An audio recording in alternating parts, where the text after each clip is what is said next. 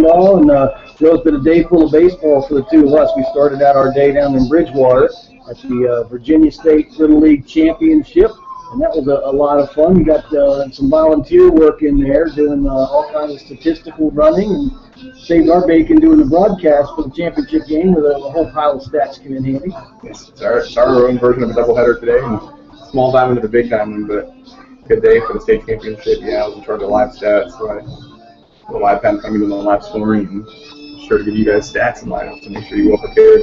It was kind of nice that I was the one in charge of that because I know exactly what you guys need and what you're looking for. And yes. To go running and chasing and yelling at people to get what you need. Baseball people know what's up. I don't yell at people too often. And I find that it's a hindrance to figuring out what's what. There's a certain amount of preparation that we've got to do ourselves.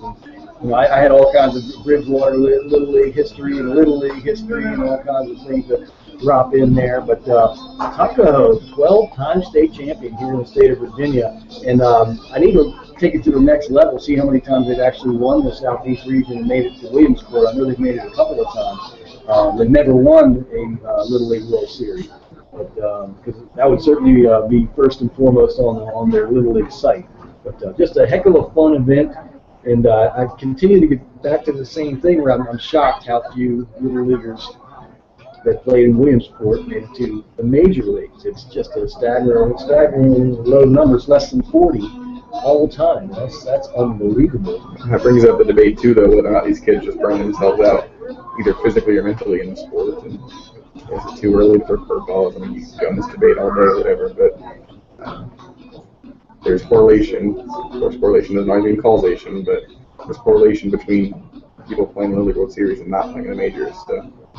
Well, you're writing a thesis on correlation versus causation. We'll get to that at a later date. But the Charlestown Cannons are in here tonight. Harrisonburg has been the team firing late in ball games lately, and the Turks have not only been a team that has finished strong, a lot of walk-off wins and great relief pitching and all that, but they're a team that finds themselves in first place despite having some moments of struggling. I mean, just a whisker away from a 4-game losing streak, and now they followed it up with 5 in a row. And the front row's not playing bad baseball. It's just that when the Turks get hot, they will get some wins, particularly late in ball games. Things have been close around the Valley League in general. Games have been very tight and very entertaining play. Yeah, yesterday they played 4 games around the league. Every single game was won with 1 run or 2 runs. The only 2-run game was the Turks game. A lot of close baseball, and hearing you talk about the Turks teams in the past, I mean, it definitely is a different dynamic team. And sometimes, though, these close, fun wins, walk-offs, they might be stressful, but they can be fun in the end when you do come out on the positive side. So.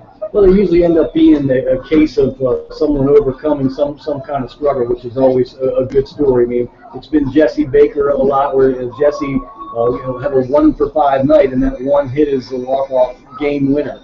So that's just how baseball can be. It can be brutally honest when you're struggling, or it can be forgiving when you get that release point of a big hit. Stephen McLean's mom and dad are back in town from California, and they're going to be here until the 30th. That's a good, nice stay. There's some playoff games, too. Of course, the playoffs will start a week from today, the 29th. So.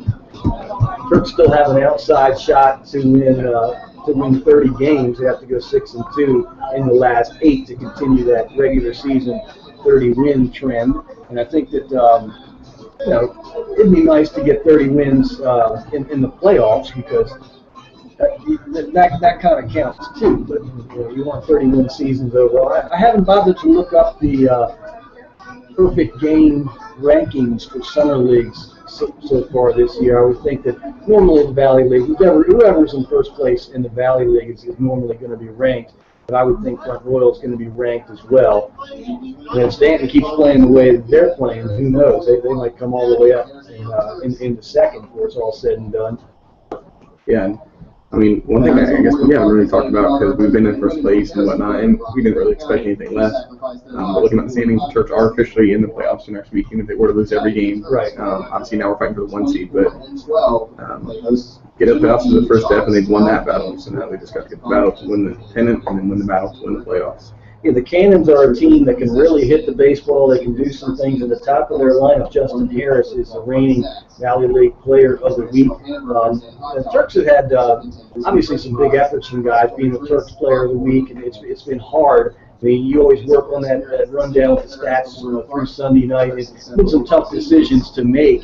I mean, this with some of the pitchers, the way the Turks have had the starters spread out, it's been very rare for a Turk to get 2 starts in a week. So even when you have a Kevin Llewellyn or earlier it was Here at 4 innings. Here at 40, but you never have this kind of thing where a guy has a Monday start and then a Saturday start. You just don't get that for the starters. So it's almost always been a hitter, and by no means is that the intent, because a guy can have a start like Llewellyn and get it. Yeah, I kind of pick a player of the week every week, and I don't know if you agree with me or whatnot, but I just felt like it was time to give it to a pitcher, especially the way Llewellyn just dominated that game. Nichols, if I gave it to a hitter, it would have been Nichols. He hit 400 over the course of the week and had 5 RBIs. For me, the reason I always have the intern, you're my partner. The reason I have you do that is for the process, and the process is analyzing, making value judgments, looking at who's won it before, trying to have a balance, all those different things that go into making that decision, because it's very close each week, and there's nothing more boring than you saying, okay, it's Matt Rose, it's Thomas Spitz, it's Thomas Smith, it's Matt Rose. When you sit there and have a trio of hitters over and over and over, but when you look at Kevin Llewellyn's start, it came at just the right time, not only with his mom in town, but at the time when the Turks needed someone to have a game that was not about coming from behind. Have a game that was all about the guy on the bump, and that was an important start for the Turks. It felt like more than one win because it seemed to correct a lot of the bad vibes going on. It wasn't the first win of the 5-game winning streak, but it was a big one. That kind of got it going, and it just, again, absolutely dominated the game. And he's pitched well all season for the Turks, so I just thought it was time to reward him. Well, maybe you could have bought him like some Vic Razors or something. He won't need them for a couple more years, but it's been a good gift. And if you did read the article, Player League Online too, it does have a little bit more about Llewellyn as a person too. Last week he was one of the what they call them Turkettes was walking around asking about food orders, and he just said, "I don't care what you make me. I just appreciate that Teresa's willing to get us food." Teresa was happy to share that story, so I kind of put that in there too, just saying it's not just about anything to get Mama Turk all misty. Yeah. We certainly not just like to develop that. players on the field, but develop them off the field. And I hear a lot of stories, and it's been a great big part of the Turk family this year. All these stories of everyone coming back. Of course, we had Thomas Smith in here the other night on the post-game show, a rare 3-year Turk. So.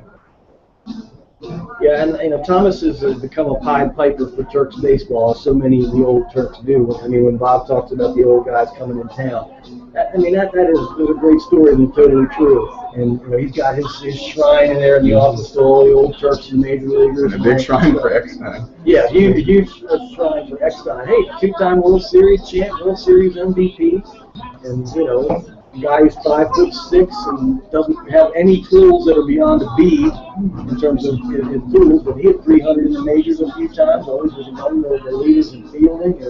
Just someone maxing out their talents, and that's exactly why Bob likes a little guy like Jose Carrera, and always going to like a guy like Stephen McLean, like to have a guy like that back for multiple summers and really have an impact on him. I mean, Bob is a hard-hitting middle infielder.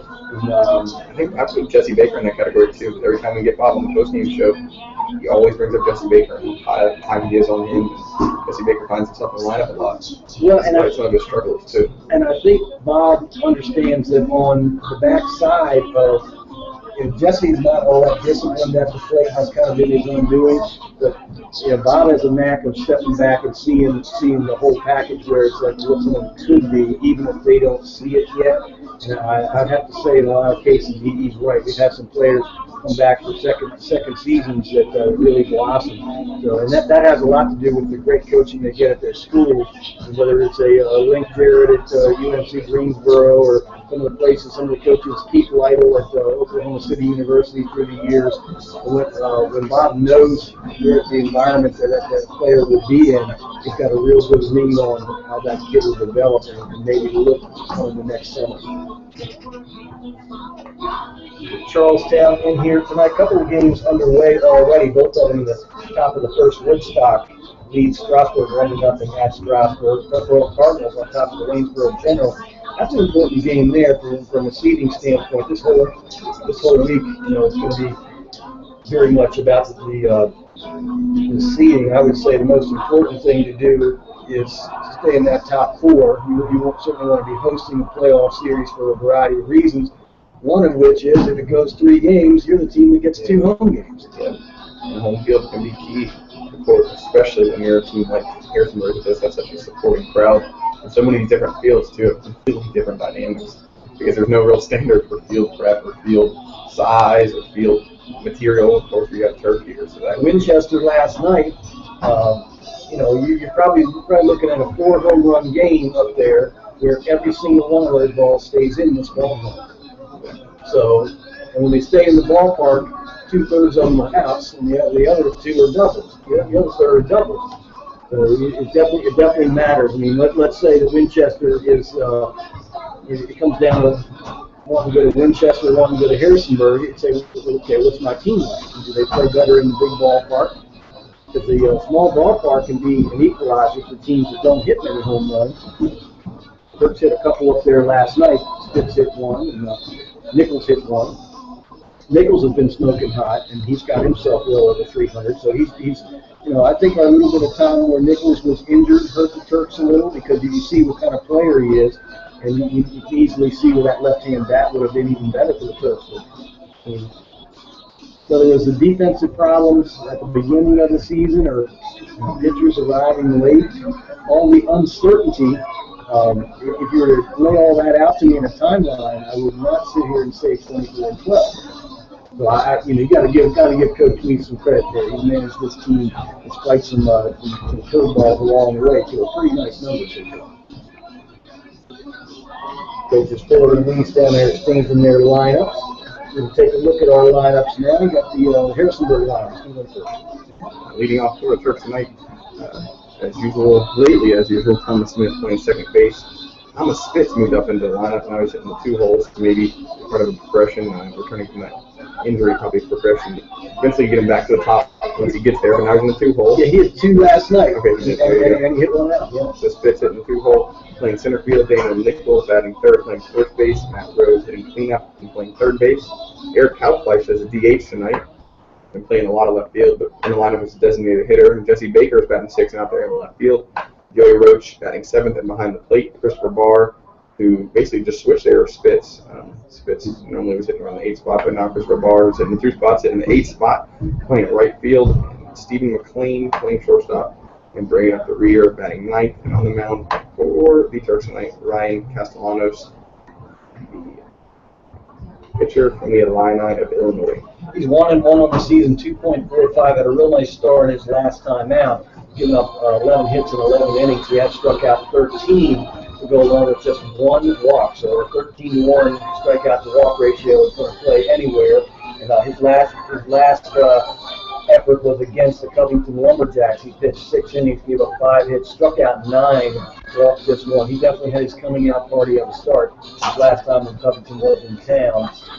He's definitely a guy. He's got that major league pedigree. His brother started third base with the Detroit Tigers. There's something about those guys. They not only got the good genes, but they also they can get a little bit of a glimpse of what the grind is all about from their sibling, and that can certainly pay some dividends.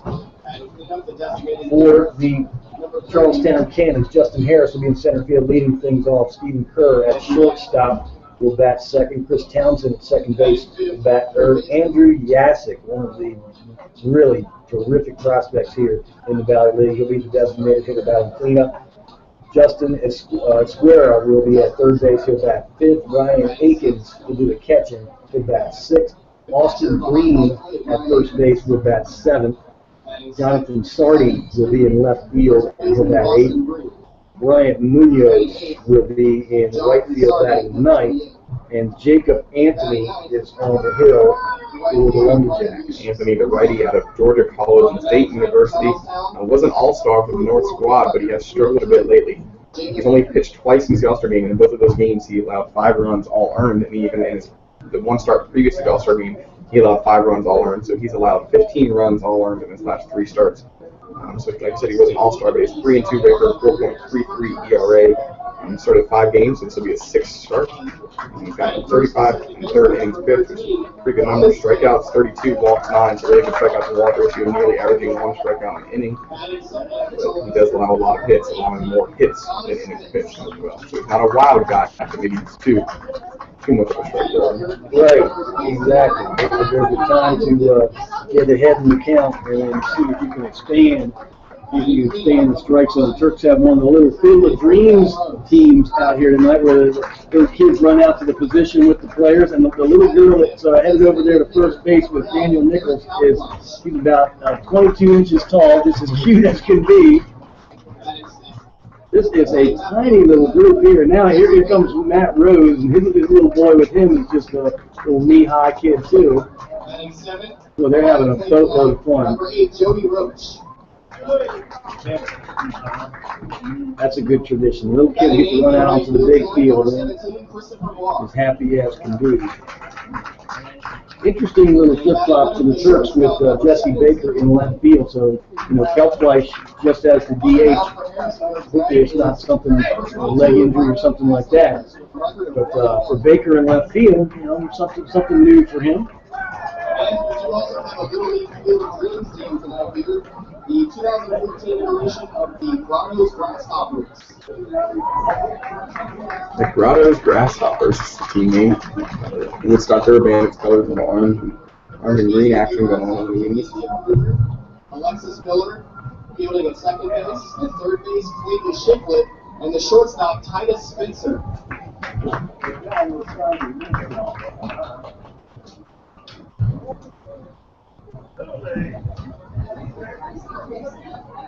Fans, please direct your attention to the field where we have a national anthem singer tonight. Abe Norrie is a recent Harrisonburg High School graduate. Abe Norrie from Harrisonburg High School of Music will sing the national anthem this fall.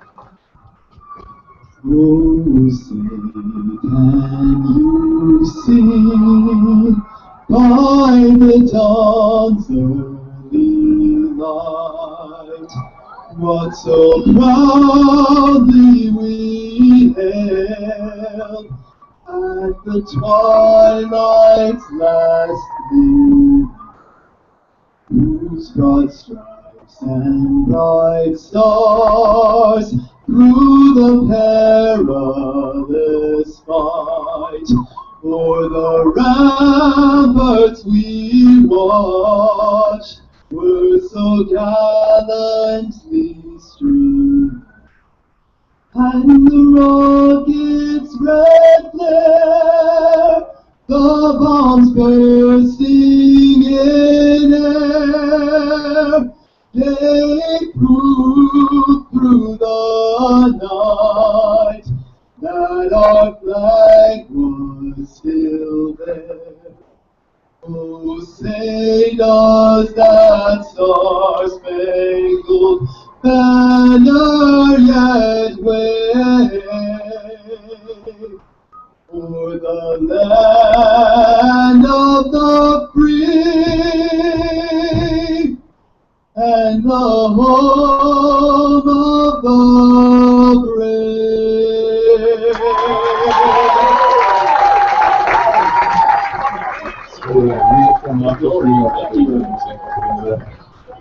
There's some good. A lot of students stayed local attending youth school music, of course, one of the reputable ones, but always nice to get away to new experiences. Gabe Moore, you got to give the Turks credit. They've had a lot of good national anthem performances this year. Variety and some talent. Got to like that.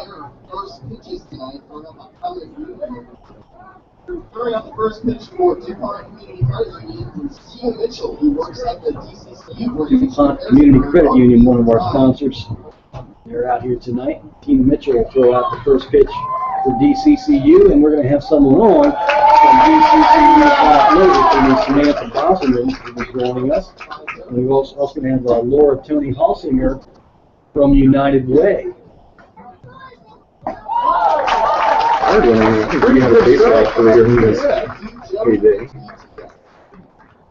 I can't rock those plaid shorts though. That's all him right there. Ryan Castellano. He's going to get the job done. I just got a feeling about that. He threw extremely well his last time out, and after the ball game, he had a really nice talk with him. Speaking of which, let's not forget this time. Oh, that's right. The player of the game. It's become an easy little tradition, free of charge. We enjoy. Has anyone been absolutely spot on yet? The only one that's maybe won was me because we got 2 hits. Yeah, we both picked Nichols one night. Let's see, they have a righty who's been struggling. We have a theme song for this part of the show. You folks can do that at home. Pick out the Turk that you think is going to be the big star in this ball, or the Charlestown Cannon that's going to be the big star. For Charlestown, I would choose Justin Harris unless he's just going to absolutely cool off. But for the Turks, I don't know who's going to be. Let us know your pick. As always, tweet us here at Turk by using hashtag TurksNation. And everyone's going to take their Turk. That's what's going to happen. And a lot of times with the Turks, you can take your Turk even if he's on the bench right now, because we've had some guys coming off the bench. I mean, if you got Luke Chakowski, maybe it's going to be Luke that does the job. You got the. Don't be afraid to pick a pitcher because you think he's going to get a hit later too. Yeah, and it's always a safe play here in Turkville to just take Logan on it. Yeah. just say, okay, this one's going to go 13, and Logan will pitch from the 8th to the 12th and give up nothing. Scherzer took a page out of his book last game. Yes, his best out of the year. Charlestown tonight, the center fielder, Justin Harris. Here comes Justin Harris, Valley Player of the Week. Yes, he was. Castellano deals fastball right down Broadway, underway, 7:33 Eastern Standard Time. Turks baseball, Charlestown Cannons in the building. Shot down towards shortstop. McLean on the backhand side will have no play. Harris, infield hit. Good speed. Harris will be 22 in 22 in August from Tulsa, Oklahoma. He'll be going into his senior year. Had a big season here in the Valley League at 313. He's coming off his best week. Here comes Stephen Kerr now. Not to be confused with the basketball player. Yeah, the new coach of the Golden State Warriors. First pitch just missed outside. And all no strikes. Squaring around the bunch, pulls it back. There's a strike. Castellano brought the heat on that one. Kerr is 19. He'll be 20 in December from Margate, Florida. Slider in there. That's a nice, tidy spinner there. He and Harris are about the same size, 5'9", 160 to 170 range. 15 steals. Kerr's going to keep him off. Next pitch is outside. Harris bluffed at first on that pitch. Two teams are built up the middle with some speed. You got 23 steals sitting in there at first base. Quick throw to first, and Nichols nearly had him. Castellano with a very quick, snappy move for a righty there. And Harris leaning towards second. 23 steals will get your attention. Breaking ball, swung on and missed. His fastball and his slider have looked very good so far. Castellanos, after the game the other night, I mean, he was getting right down nitty-gritty, saying, oh, this is how I hold this pitch, and this is how I do this, and there's some guys in the majors that showed me this and that, and the other, all kinds of different things. He's like, well, this one, holding it like this, keeps my arm speed right for the change-up, and we got a pitch in front. If there goes the runner fouled off to the right side by Chris Townsend, the second baseman. Your assistance in retrieving foul balls is appreciated. Run and hit action there. I think my goal for fixing that, Joe, is about 30 years. I think in 30 years, I mean beating everyone to death, but it's a run and hit, not the hit and run. The baseball people, though, they're all be there. They're against any type of change. They're old school people. That's why I need 30 years. Yeah. I need some death to occur. Yeah. So the new generation can get it right. So the old folks, it's going to be hit and run till the day they die. No balls and one strike. There he goes again. Hit out toward right field. Carrying fairly well. Christopher Barr has a beat on that. Makes the catch. tough sun out there in right field right now. Well, you got the shades out there. He's using the glove there a little bit. I think he does have the shades on. Charlestown's got these vibrant gold helmets too. If the sun's hitting them the right way, it could almost be blinding. Vegas gold in a casino town. Very metallic-y too, shiny, bright. Andrew Yasik takes the ball high and tight. JMU's kind of been going back to that Vegas gold and whatnot, but I'm not necessarily a big fan of it. JMU. But you love the purple. Yeah. Start wearing it. Hop foul right side out of play. 1 ball, 1 strike. I'll tell you, just keeping Harris at first base is a win, because 23 steals means he's been going like crazy. 1-1 pitch, long on and miss. A high cheese. Yasik is only 19, 6'3", 225 from Liberty University, and he put on a show here in the home run hitting contest All-Star weekend. Swung on and missed. Castellano said, here's the 4-seamer. Go ahead, do a little something with it. A good start for Castellano. Justin Harris did what he does, but everyone else had some trouble. There's the home half of the first inning. Harrisonburg, are they going to come back like they've been doing this last week or so, or maybe get up on top? That would be strange territory. Back at more Turks baseball.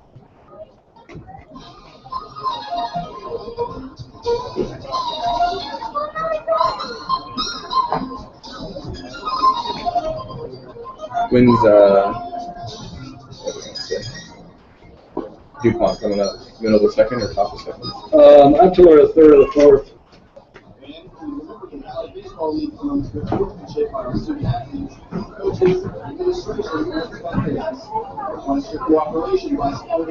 It would be nice,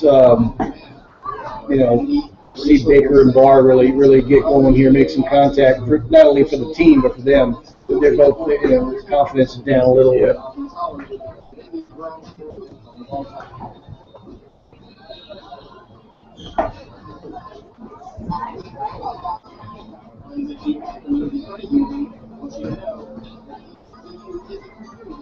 Red Sox on this roll, but the Orioles won't give them any room. You can only hope to continue. You can only hope to continue the Orioles. My roommate is Orioles fan. He said, "You gotta be shooting for the wild card." He goes, "You ain't getting this division." If Chris Davis starts hitting, it's over. I know, and he's not. How are they doing so well? And he's hitting under 200. Because he's still thumping. When he hits, it's extra base hits. Right. He's got an inefficient efficiency to what he does. And when he hits, the games that he does hit, they win. Does he strike out a lot, though? Is he a strikeout home run? Yeah, he is. Last year he cleaned that up enough to really have a giant year.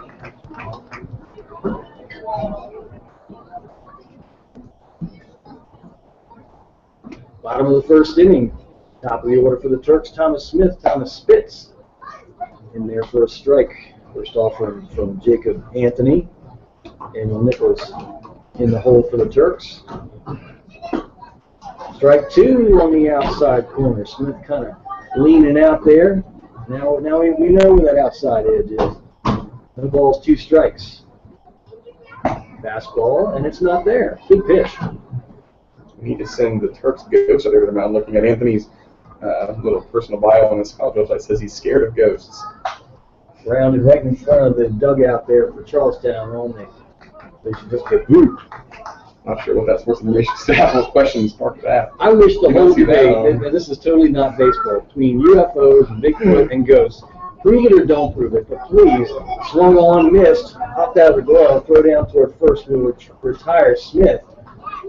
Good work there by the catcher Akins, and the bat was rolling right under his feet as he was trying to get some footwork under him to throw it down there. So 1 up, 1 down, and here comes Thomas Spitz. Number 18, Thomas Spitz. Yeah, all that hokey stuff, either prove it or drop the subject. That's my opinion on all of it. I heard way too much of that. I'm ready to believe. First pitch to Spitz in the ball. 1-0 pitch is low for ball 2. Spitz can help build a little bit of an inning here. 282 for Spitz. Low for a ball. He's struggling with late. As I mentioned, he did hit a home run last night, though. 3-0. There's a strike. Held high on the inside corner. 3 balls and 1 strike for the Westchester, Pennsylvania native. Grounded out towards shortstop. Kerr is up with it. Double clutch, good strong throw, and he retires 5th. Yeah, I remember Kerr from the last time we were in. He's got himself an arm.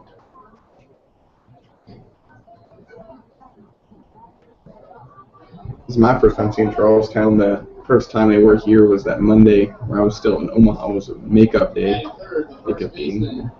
Number 23, Daniel Nichols. Comes Nichols now. He's been one of the hot guys of late. You're not going to have everybody hot. The idea is to have a little switch off. First pitch to Daniel, misses outside, and Nichols has worked himself up to 356 pretty quickly, too. I said definitely the offensive player of the week last week. If I went offensively, it would have gone to Nichols. 405 RBIs over the last Monday through Saturday. Next pitch is outside. Now that's another hitter's count here.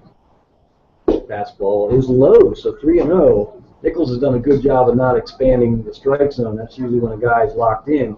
He's seeing it well. 3-0 pitch in there for a strike. 3 balls and 1 strike. 1 home run and 8 knocked in for Nichols. Hit high and deep to right field. This ball is really touched. And it is off the right side here. He's the guy, and we give him a 2-0 and the 3-1 to clear the fire. And Daniel Nichols hits the second home run for Harrisonburg Turks. And that was not only was it hit 1 on 0 for the Turks, but it gives us what we look for, a great baseball audio. And Vin Scully's a big fan of the silence on a baseball broadcast because of the sounds and whatnot. If there was a completely silent broadcast, you might know that was a home run for that sound. That authoritative sound. Pitch to Rose is high for a ball. 1 ball and no strikes. And Nichols heard 1 home run, 8 RBIs, and he was like, really? Come on. There's a strike to Rose. 1 ball and 1 strike. So Nichols, hot. 1-1, hit hard, and off the third baseman glove in the shallow left field. There's a shortstop will pick it up, but Rose absolutely degloved the third baseman and square it down there. Smoked that one. So back-to-back scalded hits here for the Turks. Now at the plate, number 9. That's kind of Rose's swing. He's not a guy whose swing elevates the ball by design. There's really no loop to his swing. Here's the designated hitter, Kelp Fleisch now. Outside for a ball. 1 run in for the Turks and a solo home run by Daniel Nichols. 1-0, just missed down low. 2 balls and no strikes. There's a steady wind blowing out to left field. Nichols blast to right. Wasn't aided by that at all. 2-0 to Kelp Fleisch. Strike on the outside corner. 2-1 now. Nichols and Kalpfleisch are not 2 guys you want to give hitters counts. Hard swinging lefties against the righty on the mound, Anthony. 2-1. Outside for a ball. 3-1, and now we've had a 2-0. Now 3-1. I'm not sure what level that works at, but it doesn't work from the Valley League. 3-1 is outside for a ball. Good pitch by Kelp. Good at bat by Kelp because those pitches were hitting that late bit of movement, and it's great to have that movement when you're putting it where you want it. But for Anthony, I was moving it just off the outer edge. Here comes Jesse Baker now, and when you watch Baker in batting practice, he'll put on as big a show as anybody. He really launches them out of here. Just hasn't made as much contact as he does. Fastball in there for a strike to Jesse. Jesse in the 6th hole tonight, and that's pretty much a power spot in the lineup. You're looking for a guy that doesn't hit for a big average to get you one of them up in the air. 0-1 slider, swung on and missed. You wanted all of that one and some more. He did. There's a Billy Hode slider. Billy Hode was the starter for SYA West and Lily games this morning. 5-foot kid, the nastiest breaking ball I've ever seen for a Little Leaguer. 0-2 outside, definitely did. 1 ball and 2 strikes. For sheer entertainment, it's always cool whether it's a Jose Carrera for these small players who are just got all this energy and talent. 2 runners on for the Turks, 2 outs and a 1-2 pitch to Baker. Hit high but foul, left field away, and that is going to go a very long way. About 340 but foul by 70 feet or so. Baker has, if you wonder if he has light tower power, he just hit that one over the light tower, so no question there. 1 ball, 2 strikes. Anthony deals. Slider, 1 out the catcher. Handcuffed him. Both runners will move up. And now, Joe, for Baker, that big swing absolutely needs to go away. You got a chance now with a nice controlled swing, put it in play somehow, some way to turn a 1-run inning into maybe 2 or 3. That big swing has got higher chance of coming up empty. Infield extremely deep for Charlestown. Kerr, the shortstop, in shallow left. 2-2 pitch hit out toward Kerr at shortstop. Gobbles it up. Go to first is in time. And Kerr was shading the 5.5 hole there, and Baker hit it exactly where he was.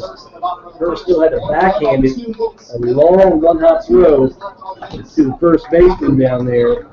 To Breen, and they get Baker with 1 run in for the Turks on a solo home run by Daniel Nichols. I was thinking there was a lid on the building for the Turks home run hitters and came off there briefly. So the Turks have gotten Castellano 1 run to work with. Top of the second coming at you, Harrison Mill on top of the Canyons.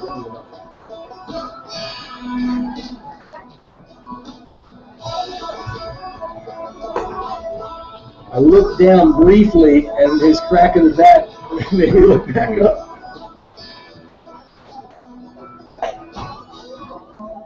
It's Cowfleisch. F-L-E-I-S-C-H. That's what that is. I don't know if Bob even spells it right. First, we got the first of our giveaways tonight. This one, again for Chick-fil-A. Yeah, that's right. And it is K-A, but pronounced like K-E. Last year, before, I always had a Meet the Turks questionnaire, and Matt wanted to do video interviews this year, and that kind of fell apart. And in the end, I didn't have my questionnaires that had a pronunciation line on it. But he pronounced it Kelfleisch.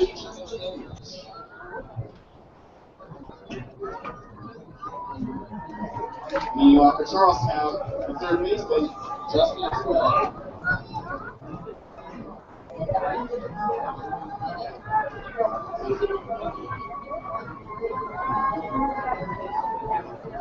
Top of the second inning. Glad you don't have a cheap seat. Doing us here tonight. First pitch to Esquera is just foul down the third baseline. It's not where the ball lands beyond the bag, it's where it crosses the bag, and that was pretty darn close right there. So it's going to be just a strike though. Esquera's had 1 ball hit to him at third tonight. That was just an absolute smoke job. San Diego, California native.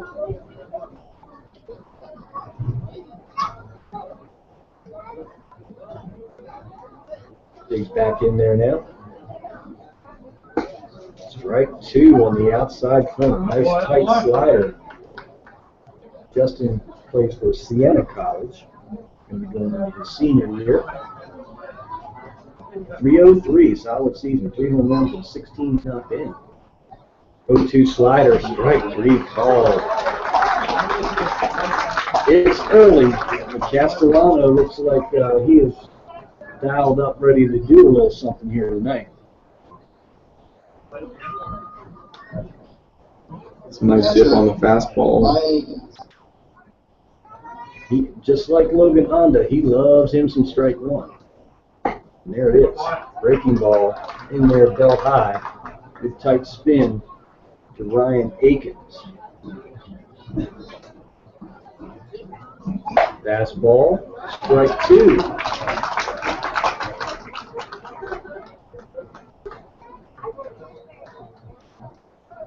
Castellano shakes off Roach 1 time, has a sign he likes and deals. Slider popped up toward right field. Christopher Barr will glide back. Good carry on this one. And Barr makes the catch right where the warning track begins.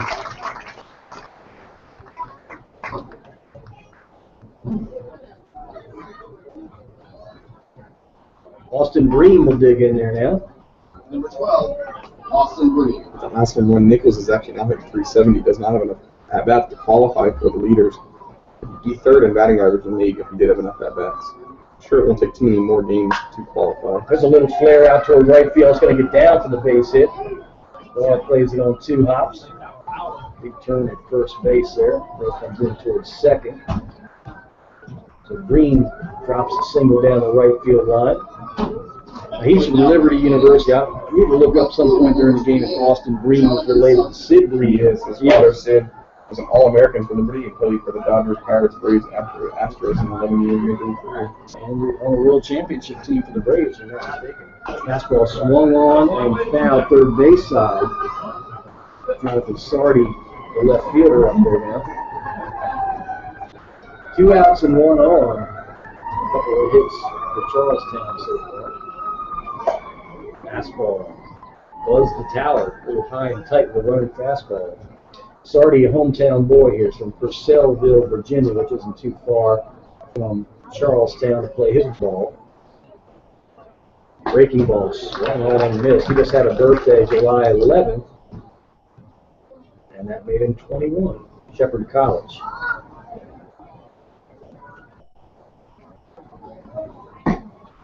Fastball just missed on the outside. Good pitch there. Good job by Sardi to lay off on it. Shepherd is a baseball power. They've had a lot of rich history for Division II level.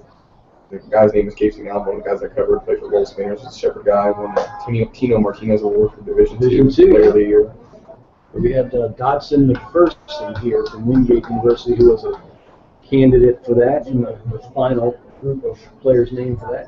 3-2, grounded out towards second base. Smith takes it on 3 hops, juggles it, and he'll have to pick it up. Going all the way over to third on the play is Austin Breen. The real question is, would he have had a play if he came up with it and scored an error on that one? In shallow right, all of his momentum headed toward the foul line. Definitely kind of a 50-50.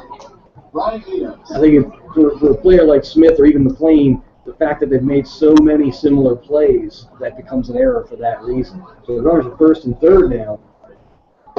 Fastball high and outside to Bryant Munoz, the right fielder. Good opportunity to get a run here for Charlestown. Sardi at first has 2 steals. Swung on, fouled in and out of the glove. 1 ball, 1 strike. Castellano is definitely a guy I'm sure is thinking he wants to take care of the hitter himself and get a big strikeout here in a big spot. He's from a Bulldog. There goes the runner, swung on, throw down towards second is in time. McLean with a quick snap tag. He got him on the shoulder before the feet got to the bag.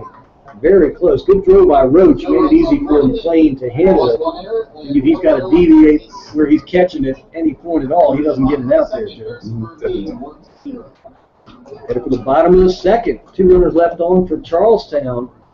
Turks will be swinging. 1-0 lead here so far over the Cannons.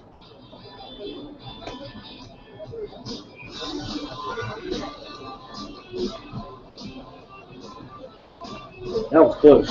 Yeah. I'm surprised the guy from third didn't run. I mean, I guess it was just a steal. It wasn't meant to be a first and third. I think you got to come off the bag just to give the middle infielder something else to look at. Think about Corner it, of an eye, yeah.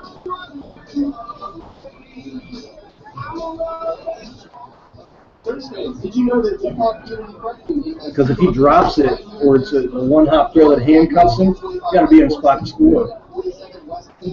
That happens a lot. I mean, a third of the throws handcuff the infielder. And that was such a close play there that if McLean didn't hesitate at all, probably safe.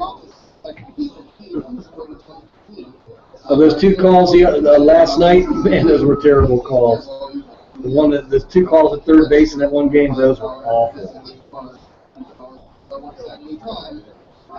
That was right after you texted me 4 umpires into the BBL with the picture, and I was like, well, does 4 really make that big a difference?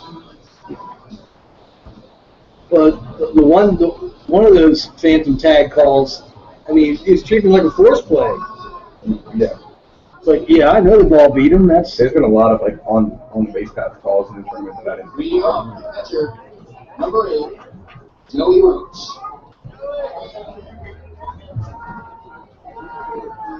Bottom of the second inning, bottom of the order from the Turks. Joey Roach, Christopher Barr, Stephen McLean, lefty, righty, against the right-hand offerings of Jacob Anthony. Change-up, swung on and missed. That is a nice pitch against Joey Roach. To say Joey has an aggressive approach, he's not a lot different than Baker from the right side. Another change, swung on and missed.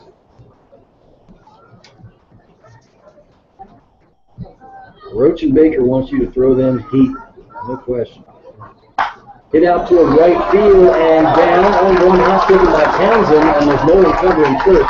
Just moved it over the outstretched glove of Austin Green, and Townsend was able to corral it in short right field. But Jacob Anthony wasn't going to get over there first in time to retire Roach. So kind of a clunky single by Roach after being fooled on a couple of changes. He's got a leadoff hit. Townsend still got to that ball, but Anthony didn't cover. Anthony kind of hurt himself there. It may have been a play if Anthony was headed to first the whole way. Fastball on the outside edge, a little bit too far outside to Christopher Barr. Didn't see any sign of a bunt there, so Barr will get to swing here. That tells me Coach Weiss likes the matchup. He definitely likes the matchup against Jacob Anthony. Hop foul, third base side.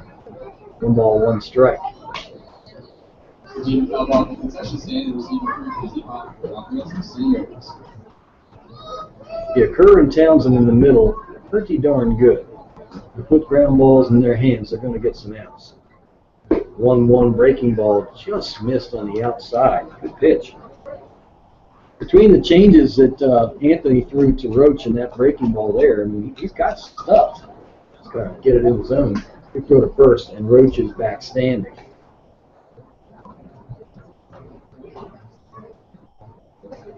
Two balls, 1 strike to Barr. Anthony deals.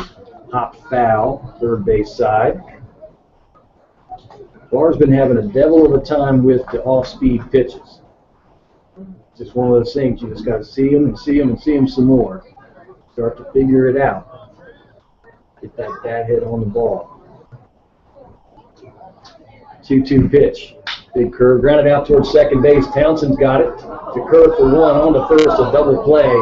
4-6-3 double play. And that quickly, 2 outs.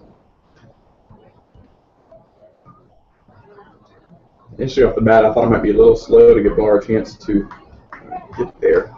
But a nice turn by Townsend and nice corral by Townsend, nice turn by Kerr. As you said, Kerr with a very strong arm. Curveball in there for a strike. Shortstop number 7, Stephen McLean. Kerr is also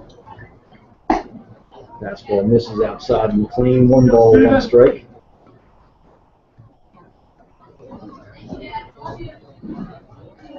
Two outs, nobody on for the Turks here in the second. Swung on and missed. Fastball down about ankle high. 1-2. McLean kind of steps outstairs to the heavens as if, what did I just do there? 1-2 pitch slider, 1 hops to plate. 2-2. One thing I like about McLean is I think he's comfortable in that 9-hole spot. I don't think it's just Coach Weiss threw him down there just because he's the worst in the lineup. I think he does a good job in that 9-hole, kind of acting as a leadoff hitter for when the lineup turns over in that sense. Just works, counts, and he's done a pretty good job getting on base every once in a while, too. Fastball misses down low. Full count now. He's a gritty fighter. Just turned 18 and able to chop down third base way and a triple foul. McLean's at 248. He was all the way up into the 260s for a while, but he spent really the first 14 games of the season a mile under 200, to say the least. And for where he's come back to, quite an improvement. 3-2 pitch, grounded out and down toward third. Esquera's got it on 2 hops. Go to first in time. So nice double play turn by the Cannons. Good play by the Cannons infield here in second.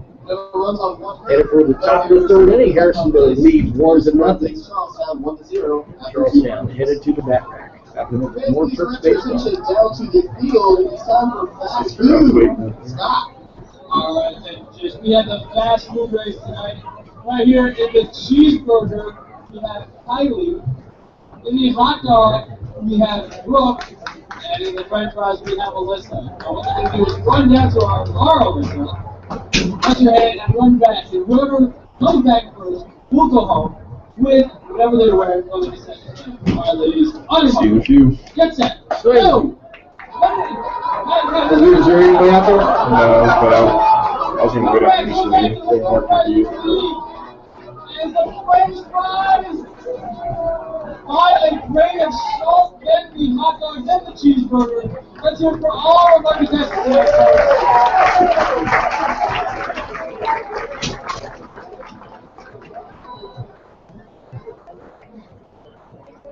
Thank you for that food-related comment, Scott.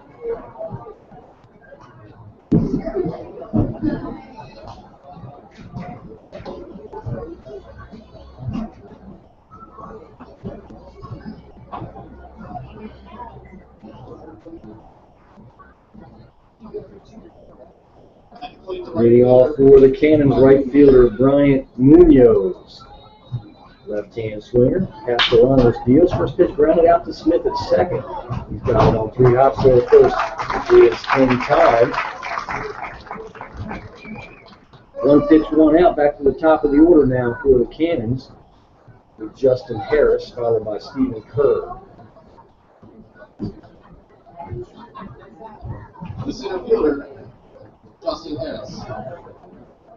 Harris is 1 for 1.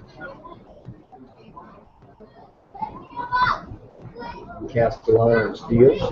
Slider in there, goes high for a strike.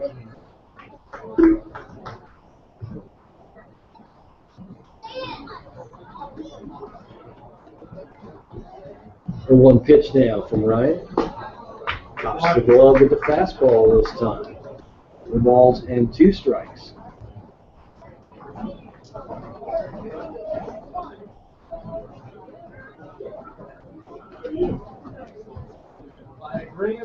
Slider popped out towards shallow right center, hanging up. This makes the call on the catch. Certainly a ball that sticks the bar to take kind of both on their glove side there and yield to the center fielder. 2 up, 2 down, economy of pitches. The shortstop, number 6, Stephen Kerr.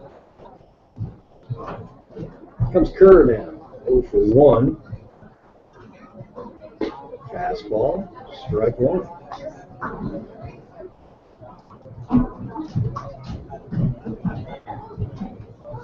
.327 for Kerr. Slider in there on the outside corner. Great movement. Castellanos dropped the arm slot down slightly. 0-2 pitch. Way outside with another breaking ball.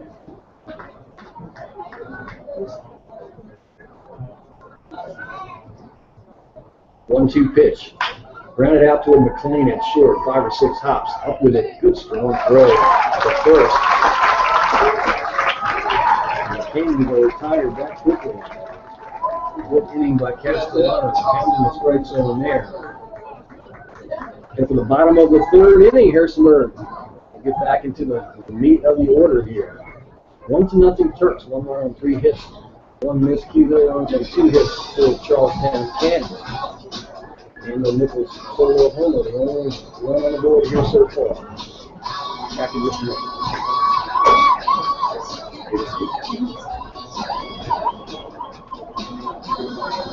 I didn't realize how late it got. Oh, that's okay. They're going to be getting them out fast. That's all right. It's a good thing. Are we winning? Yes. Okay. 1-0. Art, one of our guys hit a home run. Oh, that's what we heard the clapping. We weren't sure what happened. We got a good view up here. Yeah, it's good. I like to be right directly behind, Yeah. but you can't get everything you want. That's right. But if you try sometime, you get what you need, right? That's right.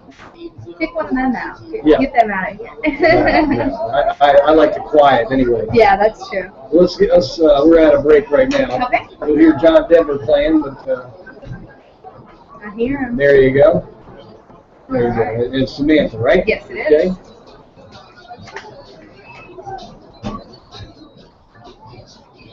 Is it when he's done singing? Yeah, I'll give you a cue. Okay. Follow my lead. You're good to go.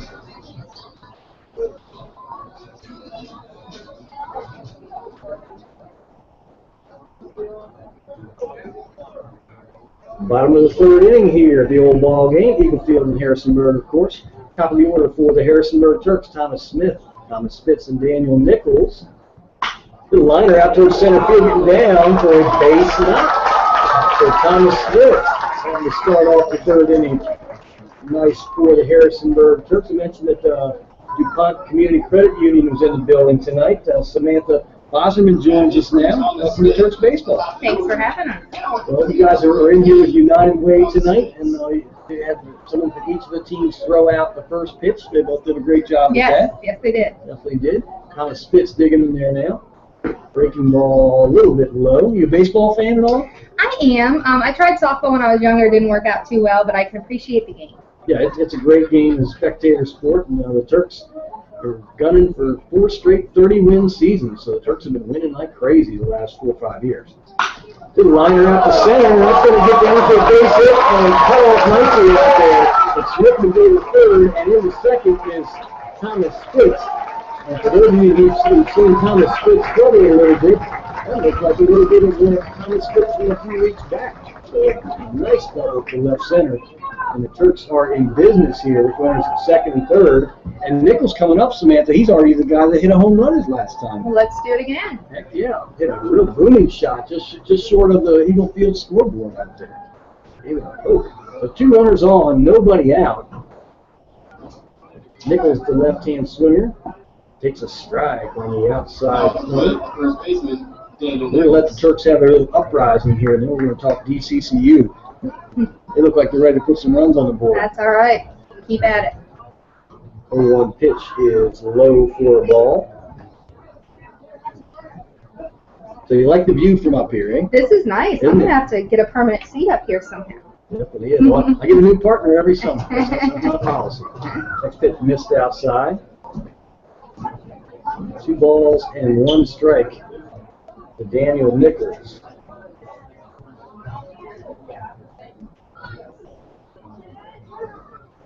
Swung on foul right there at the plate. 2 balls and 2 strikes. Good pitch by Anthony.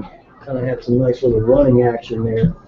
These guys have to mix up the pitches. They throw the same pitch again and again and again, and you'll have a rough night at the office. They will catch on. Smith at first, he singled. Spitz at second, he doubled. Nobody out, bottom of third. 2-2 pitch way outside. 3-2. First base is open, and I think that when a guy's already hit one of your pitches 375 feet, you're a little leery of what he can do to you. 3-2 pitches outside for a ball, and that's a heck of a good job there by Nichols. If the guy's being careful, take the walk. And Matt Rose heads to the plate for the Turks. Big opportunity for Harrisonburg here to turn a 1-0 game into 2 or more. The Cannons are in on the corners, and the double play depth up the middle. Hits the Rose, is a strike on the outside corner. Good fastball by Jacob Anthony.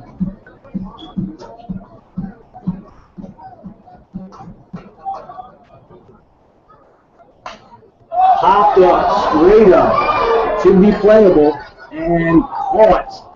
The Cannons catcher Akins came back to the backstop, caught it about 5 feet before the barrier. Huge out, and a good play by Akins to pop up and get there. So that's out number 1. Now bring up the designated hitter, Eric Kepfleisch.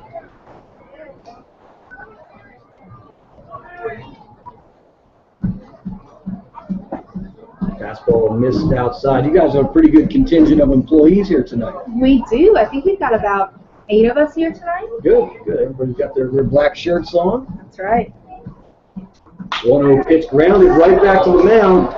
To second for 1. Third first is in time. A great play by Stephen Kerr, the shortstop.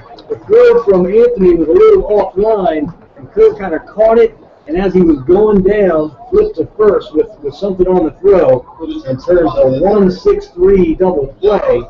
That'll look simple in the scorebook, but a great play that denies the Turks any runs at all. So terrific looking play. You know, each summer we have folks come on from DCCU or some of the banks in the area and all of that. And I think that the credit union movement is really catching on in America.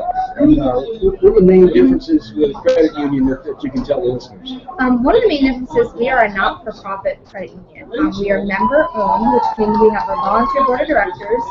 You pay your $25, you open up your savings account, and you become a member. So you have equal rights as anyone else who's a member of the credit union, no matter how many accounts or how many loans they have with us. You are a member, which is wonderful. I think as far as the advantage go, I mean, people are under the assumption, well, I'm going to be limited with what I can do in the credit union, but that's not the case. I mean, you have a full-use ATM card, and you just got everything that you can do at a bank. We have everything. We have mortgages. We have every kind of loan you could possibly want. We really have everything that those big banks have, but we're right here local, and your money stays in the Shenandoah Valley, and it stays right here with us, and it's yours. You know, you're the ones that make the decisions for it as well. We're member-owned, and we have an annual meeting every year where you make the votes for the big decisions, and it's a very good opportunity to keep your money here where you'd like it. On Harrisonburg being a college town, you have a lot of auto-related loans, things like that, along with the students and things. So I'm sure you've got some opportunities for people to get a nice auto loan. We do, yes. We have a good auto loan, and we have a wonderful mortgage program for anyone who's in the market for that. We have a welcome home mortgage. You may have seen some of the ads and commercials for that. 100% financing, 0% down, 30-year adjustable rate mortgage. It's a really great product. It's something that we're very proud of, and people are very excited for. First pitch to Chris Townsend is in there for us, right? You guys were giving out the little cone noisemakers down there too, so the Turks fans can get extra boisterous in here. That's right.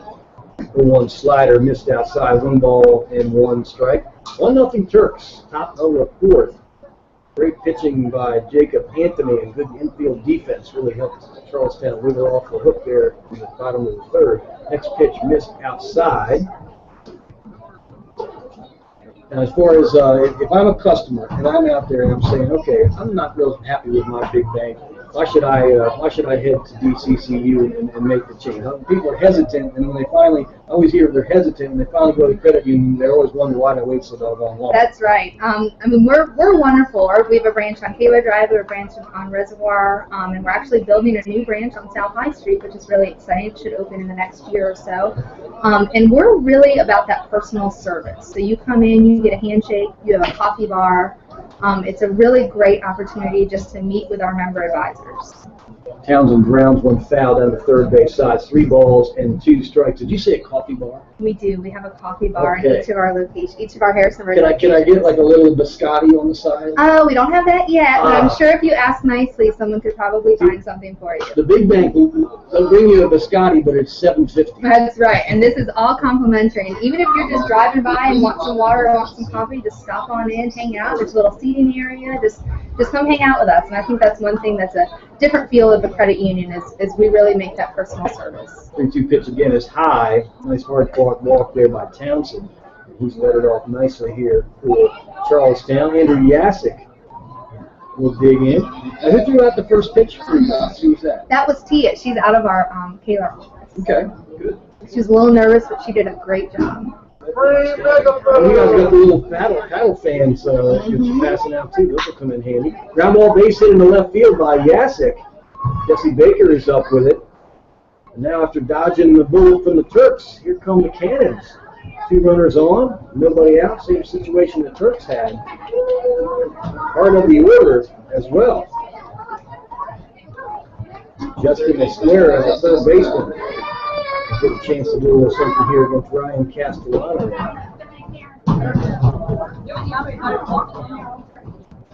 Now you said that you guys do some things in conjunction with United Way also? We do. We have an Employee United Way campaign every year. We're getting ready to kick our campaign in a couple of weeks. So we do a lot of fundraisers, and a lot is given to the United Way, and we love it. First pitch missed, low for a ball, 1 ball, no strikes. Big pitches here for Castellano. Deals, low and outside, 2 balls, no strikes for Justin Esquera. 0 for 1 so far for Justin.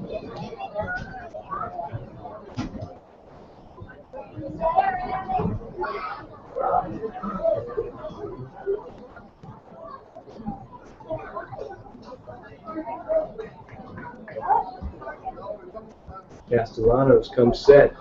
Gives Townsend at second a glance and a heel. Chopped out towards shortstop. McLean takes it on 2 hops to second for 1. Throw to first is in time. Both teams have done a dandy job turning these double plays. Townsend heads over to third. A huge 6-4-3 double play. McLean to Smith to Nichols. The short circuit part of this rally for Charlestown. 2 outs now for Ryan Akins going to dig in there now. Castellanos from set deals to Akins. In there for a strike with a slider.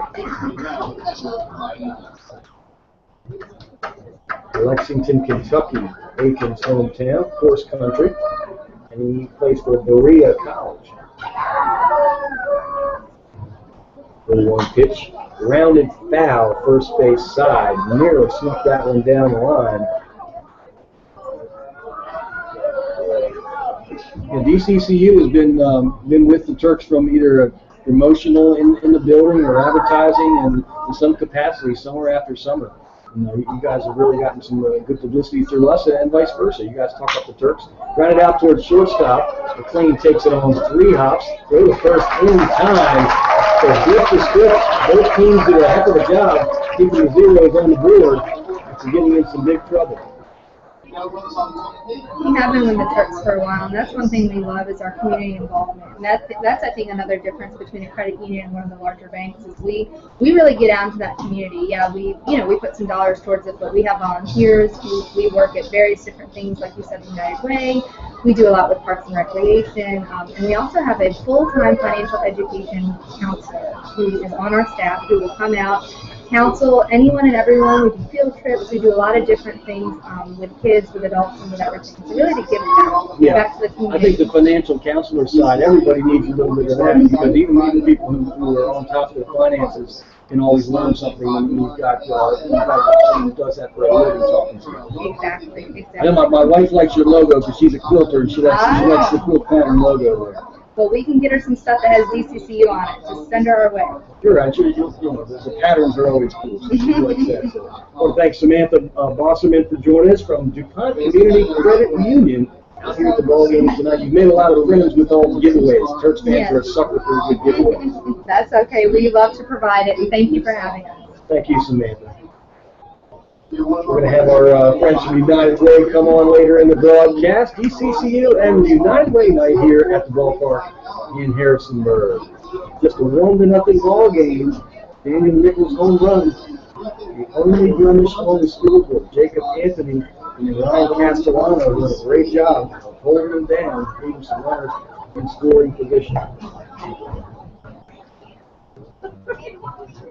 Bottom of the 4th inning.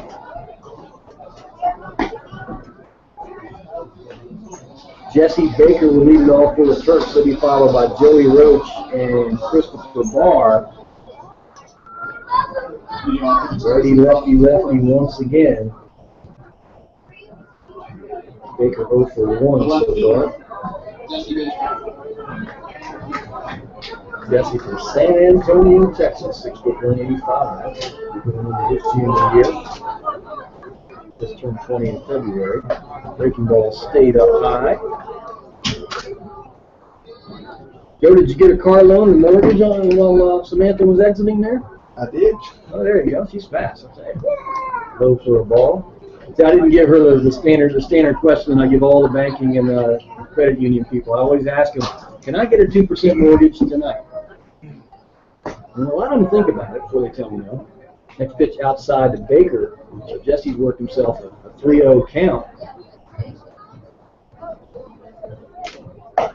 Fastball pops to glove for a strike. 3 balls, 1 strike. I only need one of these banker types to say yes, Joe. Just one. Just one. Yeah, it's a 12-year-old question. I'm hammered out to center field, pretty deep. He gave it a ride, and over the center fielder's head, and Baker will have a corner double. And I'll tell you, Harris in center field was already playing fairly deep, and Baker just tattooed that ball. 1 hop of the wall, about 395, just just left of center. Now the plate, the catcher, number 8. Extremely hard hit ball by Baker. Just had no drop to it at all. Scalded by Baker to center field. A leadoff double. Here comes Joey Roach. He's 1 for 1.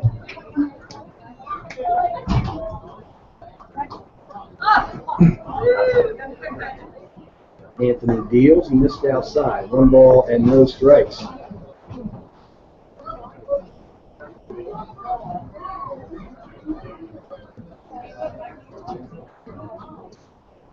Breaking ball outside. Had nice late bites. Late being the operative word. Didn't quite make it back to the corner. 2 balls, no strikes. So Anthony got behind Baker, eventually got bitten, and now he's behind Roach. The Holly Springs, North Carolina native. 2-0. Outside for ball 3. No one throwing down in the Cannon's bullpen. There was someone throwing briefly last half inning, but they just threw it down already. 3-0, takes it for a strike with the fastball. 3 balls, 1 strike. Last inning was an inning of woulda, shouldas, and couldas. Both teams pulled the plug. Ground ball out to Townsend at second. He takes it. Third of first is just in time. Pulled his foot off the bag and just did get it back. Good job by Breen. Came off briefly, then got his tippy toe on the bag. Very unfortunate hop for Roach off the back of the mound. That ball was headed for center field. Hit the backside of the mound and ended up being a nice charity hop for Townsend. And now Baker's at third base with 1 out for Christopher Barr, and the Cannons will bring the infield in. Breaking ball low for a ball. Barr has certainly been working the count as much as he can. And with a guy who's gone 3-0, 3-0 for the first couple of hitters, I would expect him to do it again here. 1-0 pitch, hammered out to right field and caught on the fly. Baker is coming. The throw to the plate is not in time. Good work out there in right field. Ball just snapped right up in right field. And Munoz came in, had all his momentum for the plate, everything he wanted to have with a good strong throw. But Baker's speed and a good slide, he's in the run number 2. Good job timing on out there.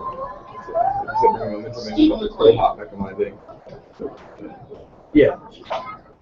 In there for a strike to McLean. My dad act like I'm old. That's me. My team used to off that. 2 balls and 1 strike. Fastball swung on and missed. Tough luck for Barr. He tattooed that ball right at him. Still a sac fly. That's the important thing. Got that second run across.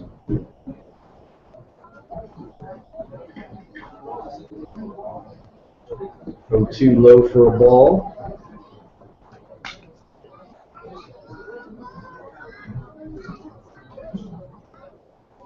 McLean is 0 for 1. 1-2 breaking balls. Right 3 call. Great pitch by Jacob Anthony. So he does limit the damage to some extent. 1 run in for Harrisonburg. Jesse Baker's booming double to center. He does have 1 home run on the year, but I don't think he's hit a ball as hard as the one that he smoked here at center. Good to see him breaking out a little bit. Definitely something that the club can certainly use. Actually, Baker and Barr, I was talking about them briefly. But got a little something. Thursday, it's time for the Domino's Pizza Ties. Tonight we have Jim. He's had 3 chances to throw the ball to the hole. Some of them in this Domino's Pizza Sauce. Yeah. Yeah, Coach Weiss, who's going to give away the money, he wants a winner. He's letting him move up a little bit. Fairly close. The Domino's pizza board is about 4 feet around, and there's a hole, say, about 6 inches in circumference in the middle. Throw it through there. Let's get a big round of applause for Jim.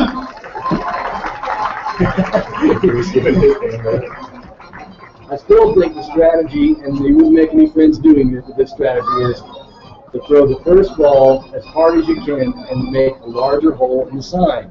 And then the second ball through the larger hole. And probably be aghast at that point, clearly. Well, a 2-topping pizza is a nice prize. Being remembered forever by Church Nation, priceless. Go to John beat me to Mike Jones. So shout out Logan Jones again listening. Said we want to come out. If you'd like to chime in, let's know where you're listening from. Just know something funny, whatever. Whatever it may be, just tweet it at us using hashtag #TurksNation. So it's fun to get the fans involved. Some Austin Green now, 1-for-1 for Austin. Fastball, a little bit low. Green checked his swing in time.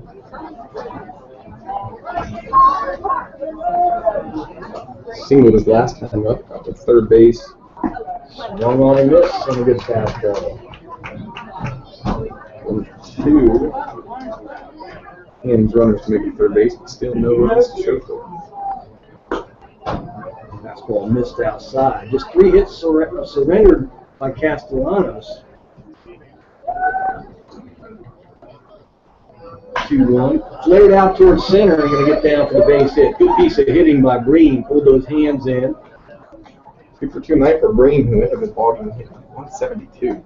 So half their hits are from a guy hitting below the nose line, well below. You know, there are some players who came to the Valley League and hit, say, 240 or lower. They still ain't made it to the major leagues. A lot of times you'll see a guy who's here as a youngster, and later on, collegiate career gets it all figured out.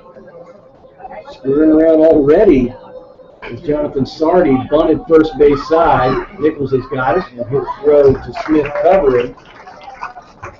Georgia Tech play there. You don't see that up. Good ball. At least in a nice way, you don't see much interaction between those two. Football season, they'll go back to the normal levels of hatred.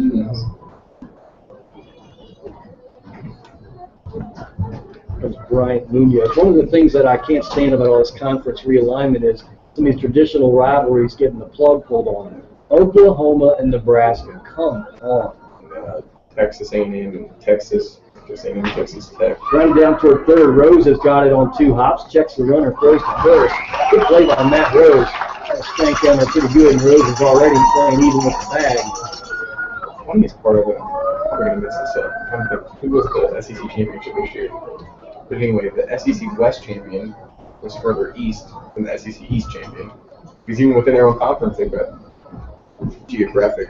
Yeah, let's not let geography get in the way of conference realignment. Let's bring Boise State to the Big East and just call it a day. Craziness. In there for a strike is Justin Harris, runner at second base with 2 outs. And anytime all that conference realignment was going on and people kept saying, oh, it's just for the money, it's just for the money. But when you analyzed it, it didn't make any monetary sense either.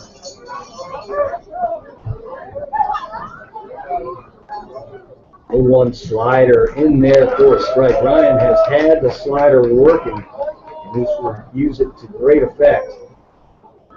It was Missouri and Auburn in the SEC championship game. Missouri's in the SEC East, Auburn's in the SEC West. Auburn's more East. Make it stop. Missouri's more West. Make it stop. 0-2 pitch outside. Popped out of Roach's glove briefly.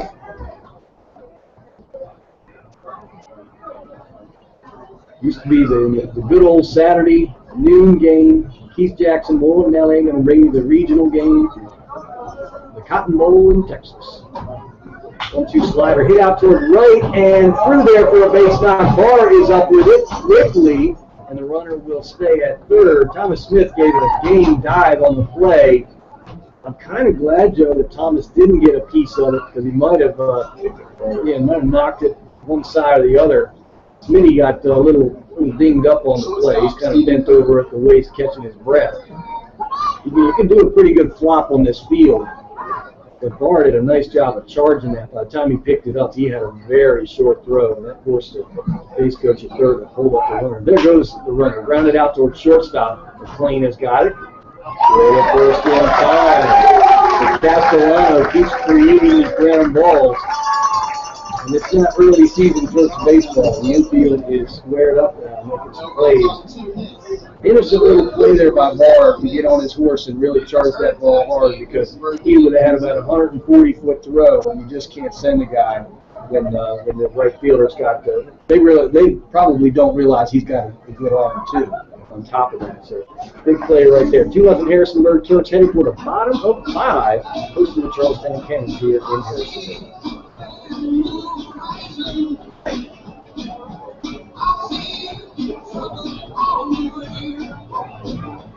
Brian, I never got Brian. He's like down there in the dugout. He's doing something. Well, United Way people are AWOL. Yeah. That works bad. I'm not going to beg people. Still nothing. I'm married. I beg enough. Yeah. Still nothing from Lowe's, or you just don't care anymore. Decided. Well, how many? I know you're not going to beg. How many different forms of contact do you need to make?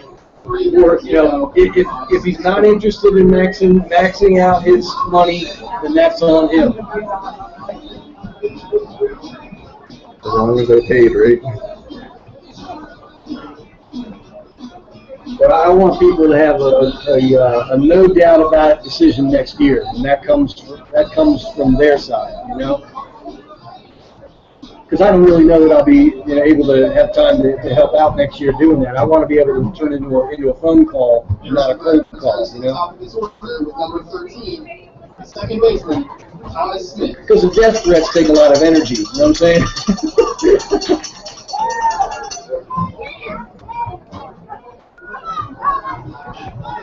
Bottom of the fifth inning, Thomas Smith has been swinging a pretty hot bat. Leading off for the Turks.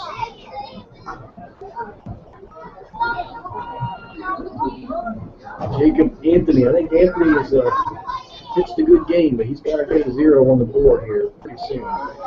Smith is low. Turks have 2 runs on 6 hits, but boy, do they have him on the ropes. As hard as a couple balls that hit too. Next pitch is high for a ball. We've got 2-0 and 3-0 on a bunch of hitters. 2-0 to Smith. Line to line, center field, really locked in. No touch through the box. Went down and got that. That was kind of the bottom of the knees fastball. Just barreled it up. Here comes Spitz now. He smoked a double to left center. Number 18. Then we think about Spitz double, Baker's double, Smith with 2 singles, Nichols with a solo homer, Rose with a single. That was only 2 runs in there. Next pitch, missed outside, 1 ball and no strikes to Spitz. And the Turks have only left 3 men on base, hit into a few double plays. Yeah. Cannons have left 6 men on base and have nothing on the scoreboard. Yeah, this could easily be a 4-3 game. Yeah. Go to first and Smith is back. And I'm not sure who'd be ahead on that. I was just going to say the same thing. It's not like we're saying that Turks would be ahead by a lot. I mean, Charlestown very well have 4 runs too, because they've had a few walks in that into the scorebook as well. Here's a strike, knee high. I think the runner thrown out second, pulled the plug on the double plays, and the runner thrown out second. Really kiboshed and rallies for each of these players. Medium lead for Smith. 1-1 pitch. Squares around. Maybe a tough play. Barehanded pickup and throw. Good work there by Jacob Anthony. Spitz trying to catch a nap, and he was able to catch the third baseman, but just didn't get it out there quite far enough. Esquero was not going to be able to make the play. Good work by Anthony, the pitcher, to bounce off third base side, pick it up and go down Spitz. The best thing on that entire play for me, Joe, is that Spitz looked quick again. Spitz looked fast. He didn't look top end like we've seen him, but he looked plenty quick. It's the Nichols breaking ball, had the plate but low. 1 ball, no strikes. Jim Barr listening in. And that's a shout out, keep it going. First place. So, hope the same thing. The world is tied 4-4 right now. We update on the second base team.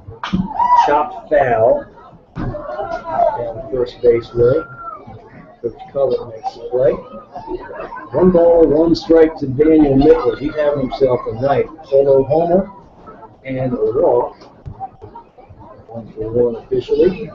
Matt Rose on deck. Smith in scoring position. Pitch is low for a ball. Looks like that might have been a straight change there. Great job by Nichols to lay off of that. 2 balls and 1 strike. Anthony deals. Hit hard in the right field. That's down for a base hit. Duggar out there in right. Smith will hold up at third. Good strong throw from right fielder Munoz as well. Munoz had a gun. So runners at first and third for Rose. Good job by Nichols. He got a breaking ball there, and he'd seen enough of them early in the at-bat. Just managed to get the hands through the zone and barrel that one up. Damn kid stands at the line drive to right. Anthony comes set, moves to Rose. Third ball stays low. A whole bunch of Turks are laying off these breaking pitches. I'm not sure if maybe sometimes a player will pick something up in emotion and pass the word down the line, but they're laying off the curves. Fastball just missed on the inside, 2-0. Danger, danger, danger. 2-0-3-1 is the part of the order in a lot of these teams. 2-0 to Rose. Chop down toward third. Esquera has got it. To second for one. Townsend to first. A double play. Again, no chance for the Turks. We got 4 or 5 runs. This could easily be a 5-4, 5-5 game. But the pitcher just continue to get out of games. Good infield defense. Esquera hits Townsend. He had plenty of time. Rose doesn't run particularly well. That was all about in the 5-4-3 double play. That was all about the 5. Esquera's throw to second. It was quick. Right on the money. So hitter for the top of the 6th inning.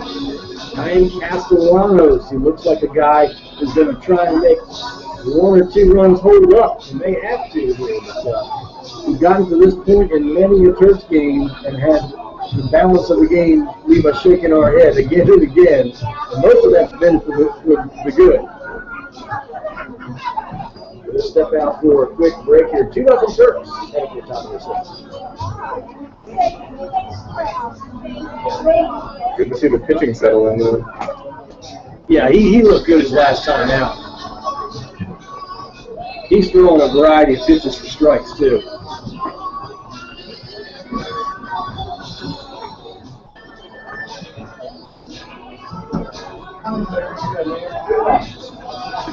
Holy heck! What? It's gonna snow, guys. It's gonna snow in the middle of July. Holy hell.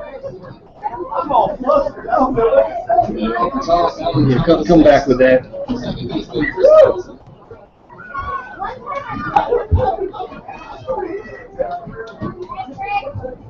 Top of the 6th inning, Chris Townsend will lead it off. Andrew Yasik to follow, and Justin Esquera in the hole. Breaking ball. Strike. Townsend flashed the bat head out to show bunt a little. Castellanos feeling that slider. Throwing it for strike 1. Another one in there for strike 2. Scores around the Valley League. Turks, of course, lead 2-0 here on the top of the 6th. Down in Waynesboro, 4-4. Between Generals and Cardinals, top of 6 as well. Strasburg, Woodstock, 6-4. Strasburg winning that one, bottom of the 6th. Fastball missed inside. Roach tried to frame it, but that's a ball. Just up 81 in Newmarket. Newmarket Rebels lead the Winchester Royals 4-0. Top of 4th. Covington's up 5-3 over Stanton. Bottom of 3rd in Stanton. That's right, I missed outside 2-2. And as I mentioned, Turks lead 2-0 here. Top of the 5th. Slow moving game in Stanton on the bottom of the 3rd. Liner out toward right center. Spitz will cut it off on 2 hops. Townsend takes a big turn. Throw comes back in behind him. And there they got him napping. He takes one more step towards second. He's meat going back to first. Risky play, but he would have had him if he took one more step. So leadoff single for Townsend.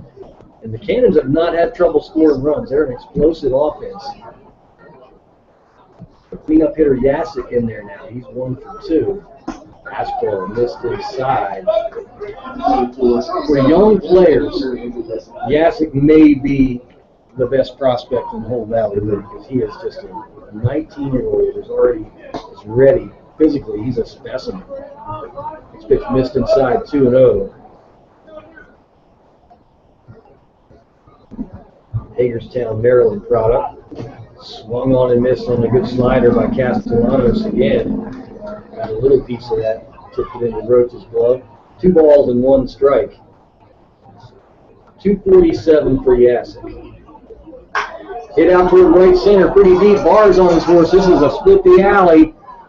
and is off the fence. Spitz is coming up with it. One run will score on the play, and Yasik is into second with a double. Great power the other way up the right center alley. That was not too far from getting out of here.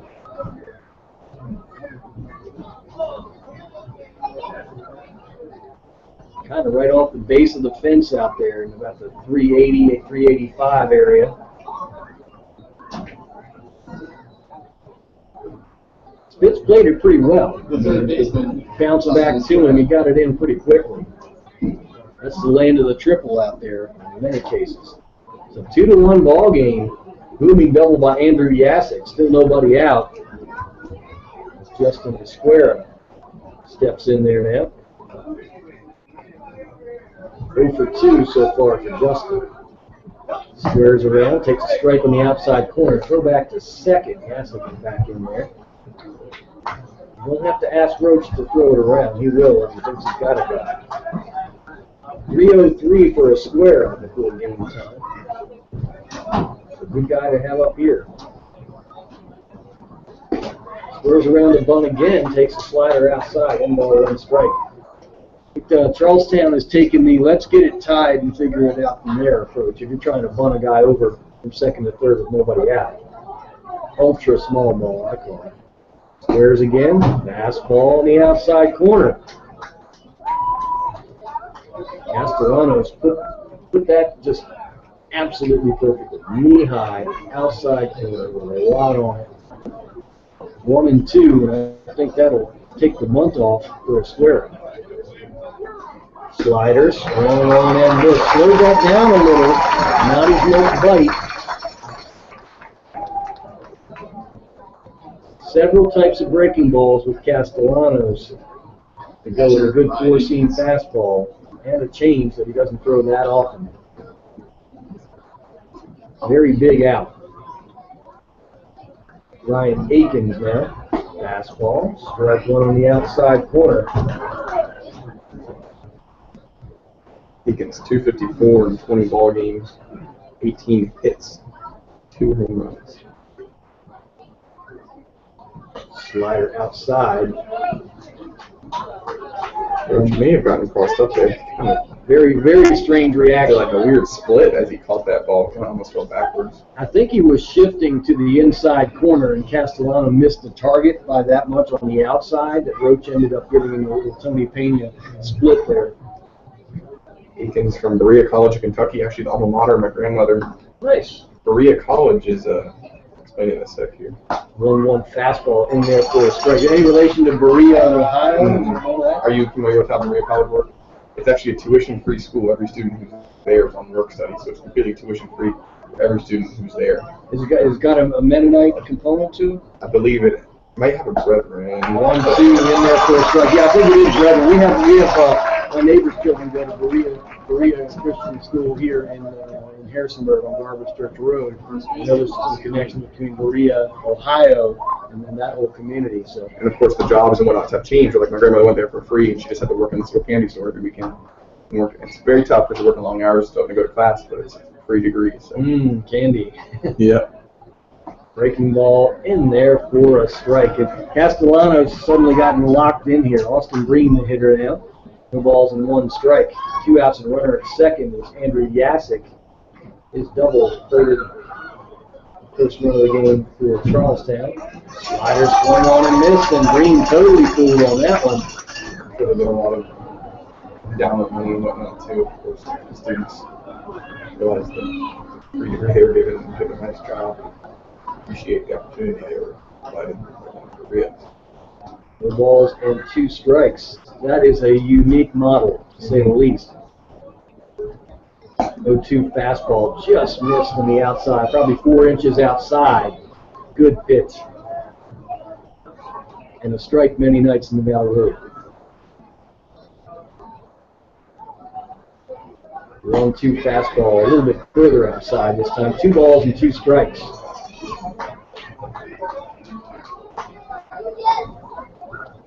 Yasik at second, trying to get a pretty good lead out there.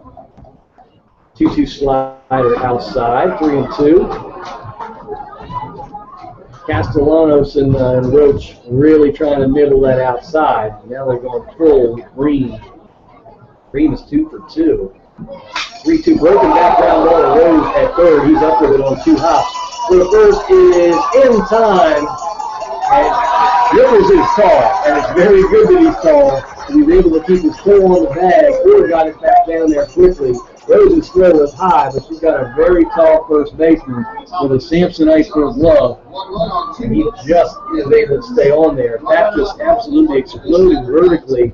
And credit Rose with keeping some attention, which pieces of wood flying in several directions. Another unique kind of back right there. Explosion is a great word. It literally just seemed like it popped and had one big chunk fly off, but a ton of little pieces just kind of a little reminiscent of, when Frankie Johnson hit that bird, just looks like feathers going everywhere. I apologize to the bird and his family. That is one of the funniest sports/other videos I've ever seen in my life. It just happened in the minor league game a week or 2 ago. Not as big. It wasn't as big a puff, but like it did hit a bird. When you first see it, you're wondering what did he just hit, and then you got to see the super slow mo, and you're like, here comes the most unfortunate pigeon in one of the hardest throwers in world history.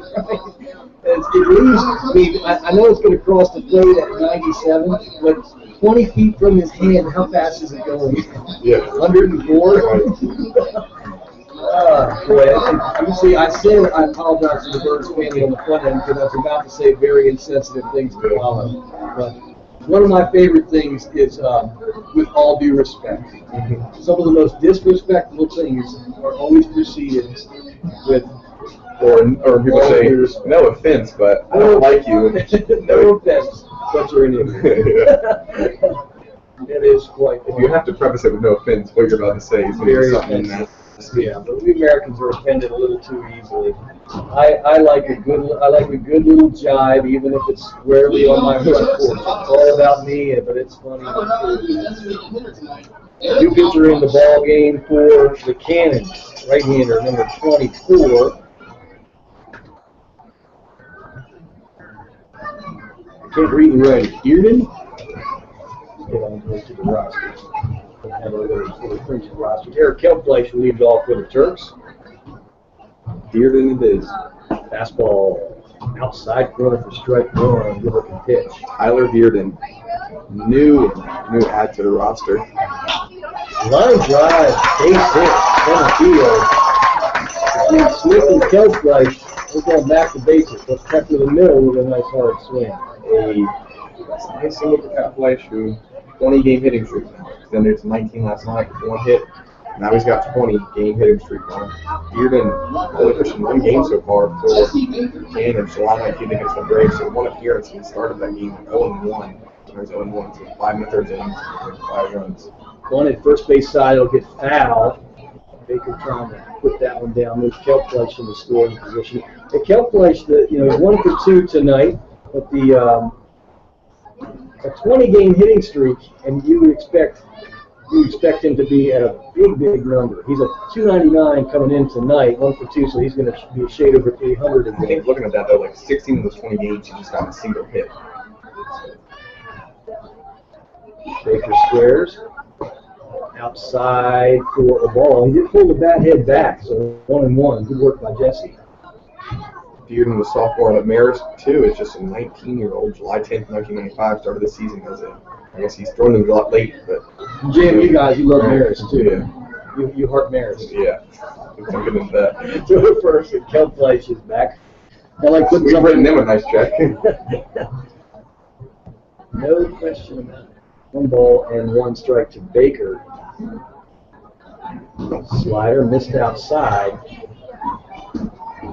It was 1 strike. Baker could still go back into bunt mode, but I think when you start to work a count, Baker's looked pretty good with the swings tonight. Dearden, hometown boy from Poughkeepsie, New York, right where Marist is, of course. Poughkeepsie's one of those towns where you just look at it and say, how do you get Poughkeepsie out of that? Squares and takes it low for a ball. So Baker playing some shenanigans here, and it's definitely had Dearden missing the zone. 3-1. Poughkeepsie in the same spot as Worcester and Worcester. yeah, Richlands. I was telling you about Richlands, Virginia. They played in the Little League tournament, and it's actually Richlands. 3-1 pitches, high and tight. I really think Jesse Baker's flashed the bunt through it, back moving around the box. I think that really helped him get Dearden off the beam there. But now with nobody out, a couple of runners on for Joey Rhodes. And Dearden needs to find that strike zone because the Turks will build an inning just by being patient at the plate. Catcher, Deliverance. Little lead going up. Balls are your enemy. 3 bases. They will come back to bite you. Rhodes squares. Takes the ball inside. And maybe even more so in Little League because of the pitch count we're set up today. Sacramento's ace pitcher. Yeah, not too bad. Threw a shutout, but had to be taken out before the 5th inning was completed because he had too many balls. 85 pitch maximum. Takes the ball again. Cannons had a little play with the third baseman's charging, shortstop's covering second, the second baseman's covering first, and the first baseman's charging. Baseball's called the wheel. It'd be nice if Kyle Fletcher could get a big lead out of that too. Because the shortstop went all the way to third. Shortstop's earthed on a lot of running. He's holding on Kyle Fletcher basically at the second base bag. And when Steven goes in that lineup, he's sprinting to third base to cover the bag in hopes of getting a force play there. There he goes. Bunted, first base side, but foul. 2 balls and 1 strike. On the way to trying to put all these bunts down, the Turks have worked some very nice hitters' counts. But as you saw in the bases loaded situation, you get a pop up and then a ground ball, double play. Things can go awry pretty fast when force plays are still in order. So that's why the bunt stays on to try and get the force play out of the play. Bunted straight back and right over top of you, Joe. Your assistance in retrieving foul balls is appreciated. You will not Still waiting for one. Well, when you think about our high screen, it's got to have just the right trajectory. In the 4 or 5 years here, have you had one come close? Or? I think we've had one hit Glass. the facing, but not the glass. Nothing's hit the glass yet. I'll be back. I'll probably be under this table. That's last ticket. 2-2 pitches, high for a ball. So after all that, Dearden is still having trouble throwing strikes. And he's going to get himself in some deep trouble here if he can't get back in the zone. 3-2 pitch is low for ball 4, and the bases are full of Turks. Now the Turks will have the occasional time where they have the bases loaded and come up empty, but it's already happened once tonight. Christopher Barr will dig in there now. Coach Weeks comes all the way down out of the coach's box, and I think we're not lip readers from 150 feet away, but I think that's all about make him throw a strike. Barr had a sac fly his last time up there to give the Turks their second one. There's a strike. Fastball outside corner. No balls and 1 strike. Big at bat for Barr to come out of slump he's kind of in right now, or just build some confidence. Grounded down toward first. Phil will come to the plate, and is he on there? Wow. There you go. Catcher looked like he picked his foot up off the plate there. No one else seemed to notice that, though. I'm surprised we didn't get more Corona reaction, but The force play at home, that's exactly what Charlestown needed. Still just 1 out now for Stephen McLean. Bases still full of Turks. Dearden fires. Missed Moen outside.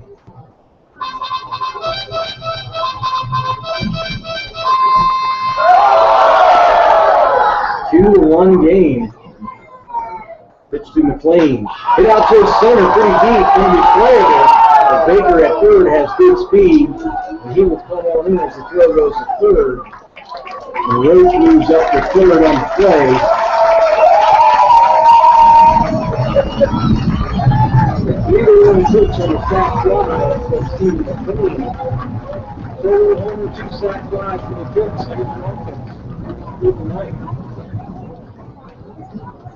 Here comes Thomas Smith, and Thomas is red hot. So he could turn 1 into more. Thomas Smith. Dearden has a chance to limit the damage. Breaking ball in there for a strike. Best pitch of the inning right there.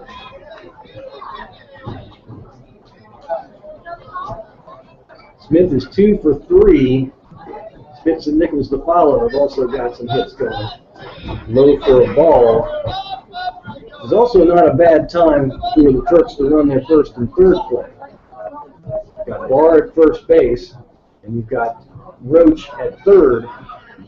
You have Barr take off, go down about 2/3 and stop, see if we force the catcher to throw all the way through. There he goes. The throw does come through, and it's low. Coming to the plate is Roach, slides in there, and he is out of there. Good return throw to home by Townsend, and they get Roach.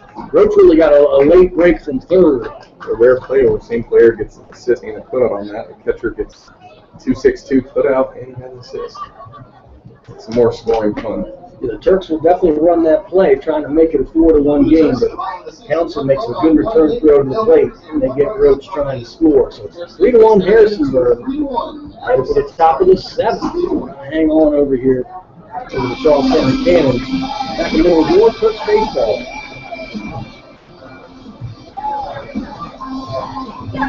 Really bad jump from third. I wasn't watching Roach. I Especially couldn't see Roach right here. For a guy who was here last year and knows what that play is all about. That was a bad enough jump where you gotta. Roach is a returner? Yeah, you gotta come back. You know, if you don't get a good jump, you just gotta, you know, let Barr have the steal and be done with it.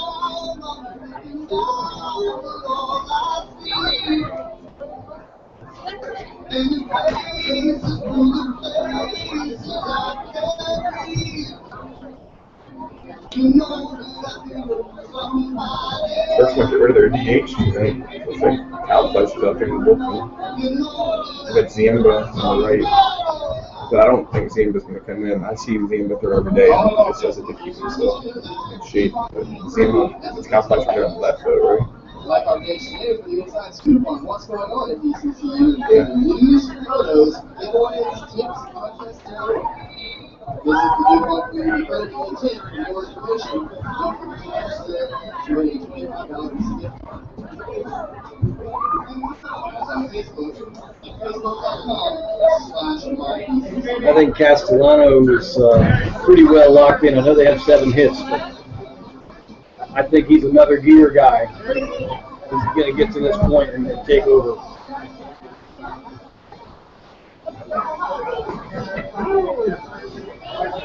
I think he's maybe got the best repertoire of our righties.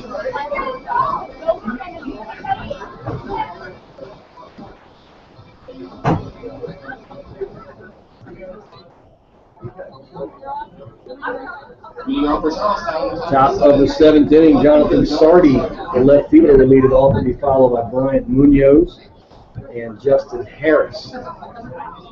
3-1 Turks. Castellano enters the zone a little high on that one. One ball, no strikes. Chop down toward third. Rose has got it. Throws the first in time. Rose came in very much under control there and really realized, okay, I got this high chopper. I want to take it about belt high. That's definitely a ball. If you come in a house of fire, you can play into a trouble. I mean, his play at third has gotten considerably better. Good to see with Brandon Gold having gone home, so that's a big deal.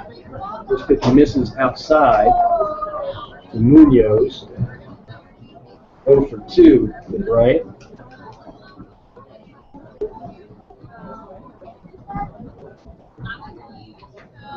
Breaking ball in there for a strike. That has been money for Castellanos. Munoz from Tucson, Arizona. 5'10", 160. Kerr, Harris, and Munoz, nearly identical size guys, all 3 of them. Grounded out towards shortstop. McLean has got it. Juggles it briefly, and he'll have no play. Kind of got his feet tangled underneath him there, juggled it. And Munoz has good speed. I think he could have made a throw and gotten it close. He made it close there, but decided to not throw it. So that was an error on Stephen McLean. Open lineup for the Cannons. They can drop a big inning on you just like the Turks can. Here comes Harris. Breaking ball in there for a strike. Castellano has been strike 1 on 3/4 of the hitters at least. No balls and 1 strike. Ryan comes set and deals. Grounded out towards shortstop. McLean's got this one to Smith for 1. On the first. In time for the double play. Bang, bang play at first. Double play. Bayless and Turks out. So an error by McLean followed by McLean starting this double play. And both of these teams have absolutely saved themselves with the double plays here tonight. Good job for McLean to kind of get revenge on his last play. Immediately. Big for confidence, too, for the future innings. Get that pass mentally out of his head. Made up for it with that. Yeah, his confidence in the field has just come miles because he was, I think he was to the point early where he was playing poorly. He hadn't played in a long time, extremely rusty, all those factors going on. But then you also realize this is a team that does not carry another shortstop. This is my job, and I've been given the vote of confidence from Bob Weiss to get the job done this summer, and I'm either going to saddle up and do it and get better, or I'm not. So he's answered the call on the field. Big news down there in Lanesboro, too. The Generals take a 7-4 lead over the Cardinals in the bottom of the 7th. Well, you always want the teams that are behind you to split, unless you really fear one over the other. I think Front Royal, in terms of balance, the Turks are a balanced team. The Front Royal is definitely right there as far as having a team with, they can hit for average, they can hit for power. They've got pitching all throughout their rotation and on the back end of their bullpen. So they're definitely a team that's got the kind of balance you can see going season forward. Well, another thing I really liked, Joe, the last time we played the Cardinals was we got a chance to see both of those sideline guys. And we hit one and hit them pretty well. But I think that's going to pay a dividend if we see Front Royal down the line. It's not going to be deep into the playoffs if the Turks are like the 1 seed or the Cardinals are the 1 seed and the Turks are the 2 or whatever. But those two have done quite well against some of the other teams in the Valley League, but not the Turks. And I think that Front Royal is counting on those guys to get the job done on the back end of games. And I don't think they're suddenly going to change that MO if we see them again. Here comes Smith. He was standing at the plate when the Turks had the failed steal home attempt there.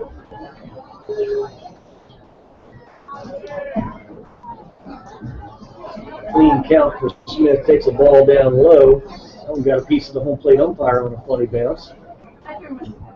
Early in our Little League game today, we saw the home plate umpire took one square off the mask. Yeah, he did, and it was, of course, Little Leaguers obviously know all the baseball etiquette protocol, but I was like, that's where the catcher's supposed to run and pick up the pitcher by the umpire sometime. The umpire took his own. That home plate umpire was actually one of the 2 umpires in Virginia State, but we represent the Southeast of the regional too, which is a big honor. Yeah. From there, they picked it's a kind of a trap for the umpires in the Southeast regional too to see who gets to go to Williamsburg. 1-0 in there for a strike. That was just amazing to me how all those umpires are not extremely, but are fully volunteer. They just give their time. Yeah, how do they have the time? Exactly. That's just to make that all possible by volunteers. Al Fleisch, the pitcher warming up down there in the bullpen, he is in the lineup as a designated hitter, so if they chose to bring him in, Turks will lose their DH, as we learned about that rule in the Generals game. This pitch is high for a ball. 3 balls and 1 strike to Smith. Smitty's swinging a hot bat. 2 for 3.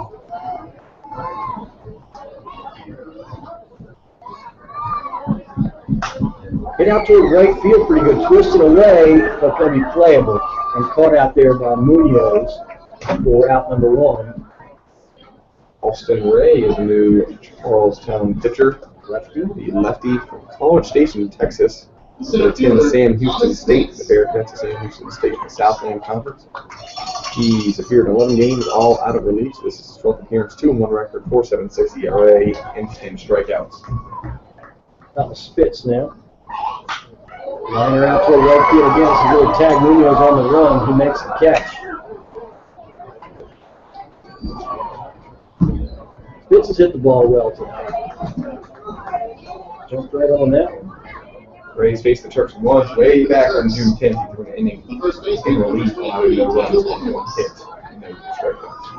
There's Daniel Nichols. They've yet to retire Nichols tonight.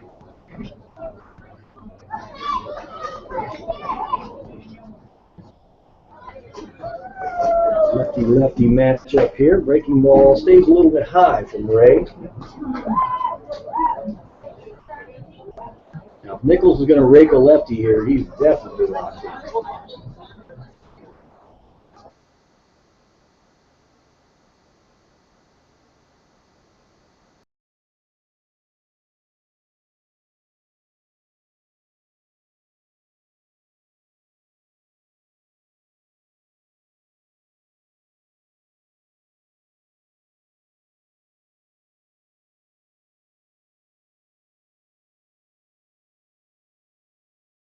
Low pitch popped foul, third base side. 2 balls and 1 strike. Definitely been a needed rise in Nichols' play because he's coming off the injury. A couple of guys were starting to struggle a little. Calculation spits and dropped under 300. Next pitch missed outside, 3-1. His rise comes at a good time. And some power on top of it.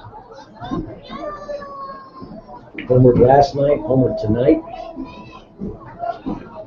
3-1 pitch. Low for a ball. When they throw you balls, you take the walk. Comes Matt Rose now. And Rose against the lefty, if you want to push all your chips to the middle on that bet, I'm not sure what kind of betting man you are, Joe. Third baseman, Matt Rose. He seems in morale, to say the least. Everyone's deep and straight away. Ray to Rose in there for a strike. Good fastball, knee high.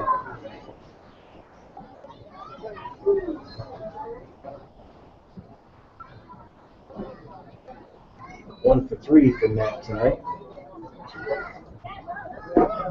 Breaking ball stayed inside. Good looking pitch. Really surprised Rose laid off that. Those pitches where it had so much break, it's almost like, did it cross the plate strike and the catcher just caught it out of his zone, or was it ball all the way? Very close. 1-1 pitch. Same pitch, same result. He's got great movement on that. Same exact pitch and location. I think Rose laid off of both of those because he's looking for something straight. 2 balls and 1 strike to Rose. He got something straight, fouled it straight back.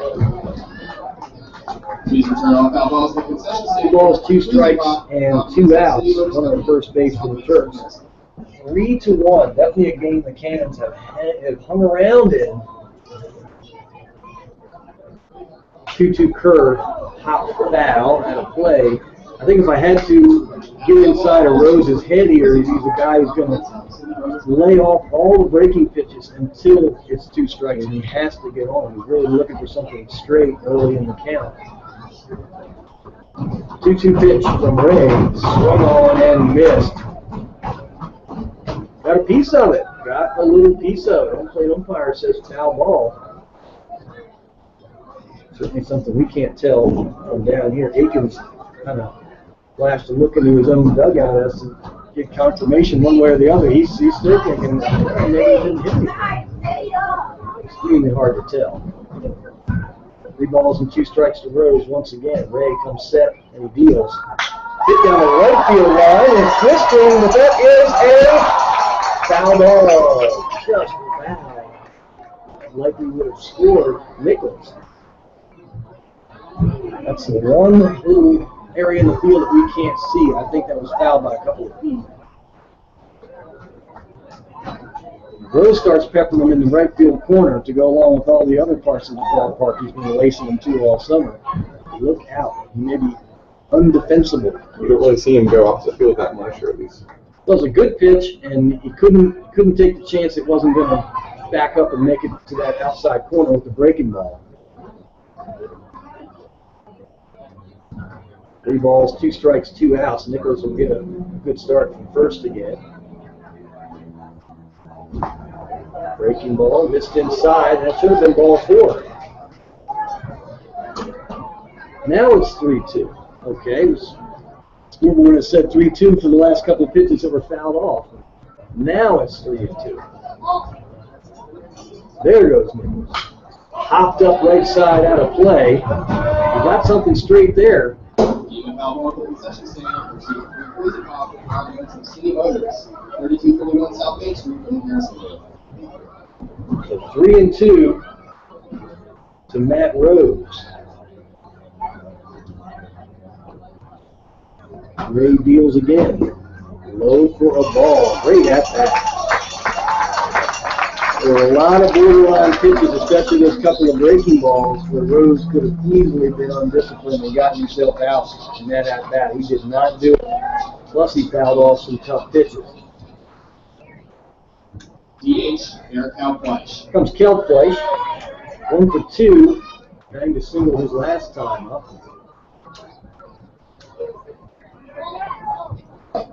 Swung on and missed. Fastball about letter high on the outside corner. That's actually a pitch Kelfleisch hits the left field pretty well.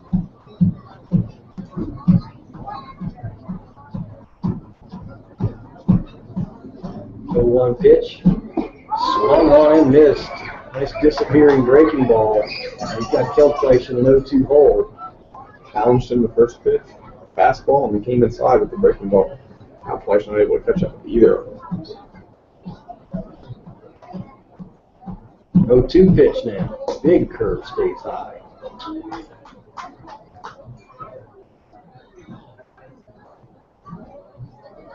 Kelfleisch, as far as staying in on lefties, pretty darn good. 1-2, it's outside for a ball. A lot of that has to do with recognizing what a guy's trying to do to you. If you've seen those previous hitters and he's got a big sweeping breaking ball, it's going to be a tough one for you. I want to change their standing in the box or something like that. 2-2 pitch. Hit out toward left field, going to be playable though, and caught for out number 3. Kelfleisch got pretty good wood on it, but it ends up in the glove of Jonathan Sardi for out number 3. 2 runners left on for Harrisonburg. Top of the 8th inning. Ryan Castellanos has another story for the Turks on the hill. And thinking about anything Hey Joe related tonight, anything interesting going on? I got one bit of history that happened today. We got John Dillinger was shot and killed by police today in history. The Dillinger melee to an end. Generales took care of business. Eric Kelfleisch headed to the mound for the Turks. He was warming up. He's got a good live arm. A couple of times we've seen him pitch. He doesn't have any trouble finding the strike zone, which occasionally the pitchers who don't throw much do from time to time. 5-0-7-5-4-6. Congratulations.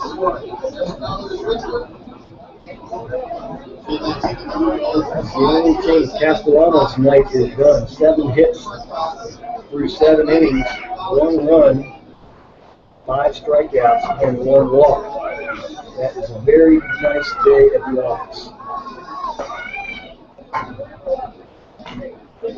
The office is round and has a pitching plate in the middle. Good chance of a pitcher. Now, if he had like a copier and a fax machine behind him, that would also be a pretty good indication of that's right. Just looking at some last minute Hey Joe, just to stay in baseball history. Not really a pleasant one, but this thing in history in 2007 was when Tulsa Joe was the AAA team for the Rockies, I believe. First base coach Mike Grubauer was killed with a foul ball in the head and moved up because now, of course, Major League Baseball has the rules in place in college baseball. And him violate the base coaches must wear helmets. I think it's a great rule. I mean, it doesn't hurt to steroids. Helmet on, and we see that now. And all levels of baseball, but sometimes they don't seem really better. He's one of the most Right. Stephen Kerr leading off. First pitch is high and outside. Next pitch is low and outside. 2 balls and no strikes. Kerr, Townsend, and Yasik are due. Squaring around, pulls it back. Missed on the outside edge, so 3-0. Kelfleisch deals. There's a strike right down the chute. 3 balls and 1 strike.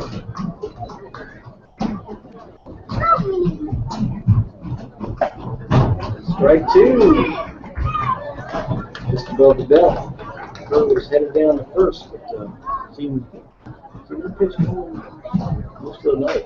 3-2 pitch popped up center field. Spitz is out. McLean is back. And Schooney makes the call on the catch. Big talk there. You got three guys with range. Any one of the three could have gotten under it there. But McLean made the early call, was able to square off underneath of it. They're up to 1. Good job by Kelfleisch to battle back after getting down 3-0. Comes Chris Townsend now. First pitch is low and outside. Even Townsend was showing a bunt situation there. Sometimes that's just in for strategy. You can get infielders, you can get to move around. 1-0 pitch. Bunted third base side, and Roach with a diving attempt in foul territory. Fans give him effort clap there. It's just a foul ball, 1 strike to Townsend. I've been very impressed with the infield here for Charlestown. I mean, Covington was in here about a week or so ago. We really liked the way their infield handled the ball. I was thinking the same thing. I Cannon's thought I been mentioned good. it earlier, but Outside for the ball, 2 balls, 1 strike. very good infield. When you give them a double play ball, they know what to do with it. High for a ball, so 3-1 to Townsend. Yasik 2 for 3 on deck.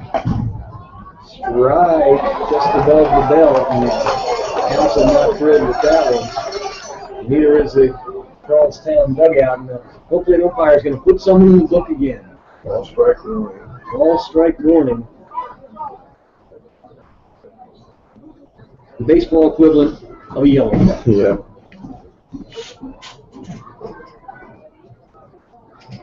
So 3-2 to Townsend. He's having a discussion with his third base coach and get back in there. Part of coaching is to just get your player's head plugged back into the situation. You know, and like I said, reach, get on here. We got power on deck. Just plug them back into the situation. Get you on the call you tonight. 3-2 pitch is very, very low. 1 off the plate. The Kelfleisch ends up walking Townsend anyway. Here comes Yasik. Got to be careful. You're right for them to right center. Got that oppo power. That's ball missed outside. 1 ball, no strikes. Yasik taking all the way there.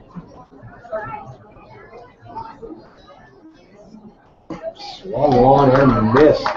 Not sure if Kelfleisch meant to put a little screwball action on that or not, but it definitely had some weighing down. He was swinging for the fences on that one, looking to tie the Valley League leader at home runs. He got 6, tied for second. Popped up out of play right side. McNeil's in first place with 7. Gunnar McNeil had a huge MVP-like season for Stanton.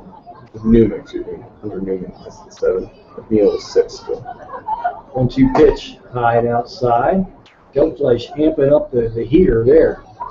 2-2. I think that fastball there was all about coming back off speed right here.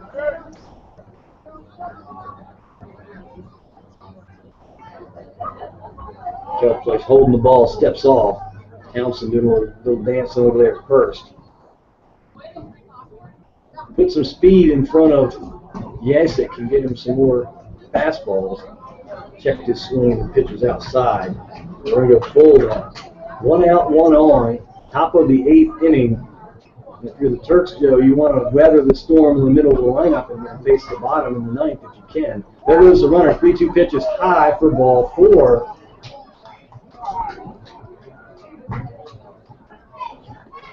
So Yasik walks.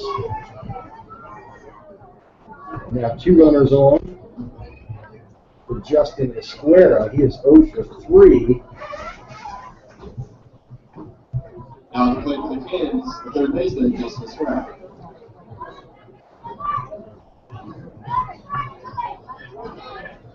Roach is going to go out again as pitching coach Jason Kuhn is going to join him out there.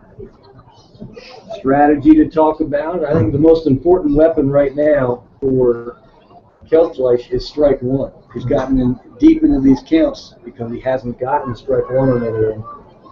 And it's a calculated gamble. You might have a guy sitting there and ready to jump on something right down the middle. But when you're right and you hit him 0-1, then you can come back with a variety of pitches. You're in charge in most cases. Home plate umpire going to go out and say hello to the trio here. And remind them that there's a crowd waiting for the ball game to continue. Please resume previous activities. Or he's just going to say, break it up. I always wonder what happens when the umpire goes out there and he doesn't, and he says to like break it up, but he stays in there for another 20 seconds with the umpire standing there because he just listens. And he definitely starts with all due respect. Yeah. He definitely says, no offense, but could you get a move on? Couple runners on now. Kelpfleisch comes set and steps off and back on that quickly. Now Esquera steps out. They're officially dancing. Kelpfleisch set, gives the runners a glance. Hops straight up, a mile up. Roach comes back. He may have a play. And he does. How about that? Esquera was thinking, okay, he's going to come dead red for strike one, and I'm going to be hacking. And he popped it a mile high. And Roach, after the belly flop attempt at a pop-up bunt, once he gets his reward, and pop-up he can handle. Huge out. Out number 2 now as Akins digs in. He too is 0 for 3, as Esquera was. Outside for ball 1. 1 ball, no strikes. Townsend at second. Yasik at first. High for a ball. 2 balls and no strikes. Okay, yeah, I'll just send it to you or I'll come down and get it. Okay, thank you. You said know what to do at the end of the game. Yeah, I'll remind her for that. Alright. Popped up to foul, right side out of play. He might have chased ball 3 there. 2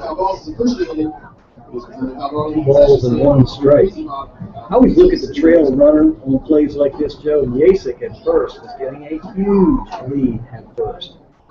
Swung on and missed on the fastball. 2 balls and 2 strikes. It'd be real tempting. Roach doesn't have a hitter in his way, anything like that. It'd be real tempting to time it right, run one down the Nichols, cutting in behind him. So Rose is Italian man too, trying to get as much as he can at the offensive gap. One on and missed. Kelpfleisch comes up with a nice little 4-seam blazer to pull the plug on a Cannons rally. Kelpfleisch has got a good line on him. When he's in the zone, he's difficult to get around on. He proved it right there. And for the home half of the 8th inning, the legal one, Harrison Road. Castellanos did a great job starting. And now Kelpfleisch pulls the sheet out from underneath the rally here for Charlestown. Back in the minute, the Crooks at the plate looking for some shots.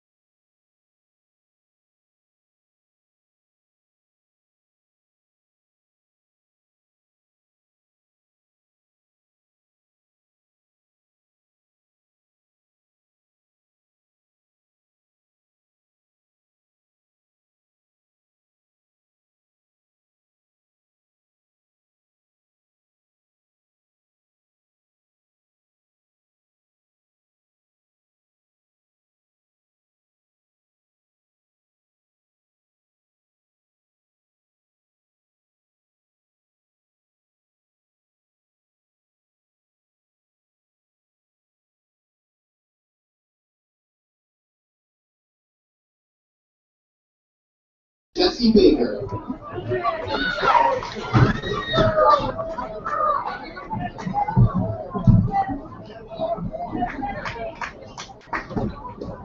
Bottom of the 8th inning, Jesse Baker will lead it off. Will be followed by Roach and Christopher Barr. Fastball swung on and missed. Good heater from Ray.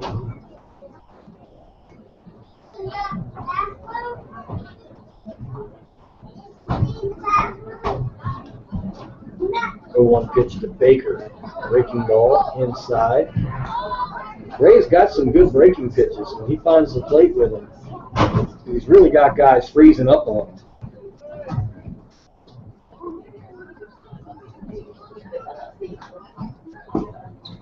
Low for ball 2. 2 balls and 1 strike to Baker. 1 for 2 for Jesse. He scored a couple of runs.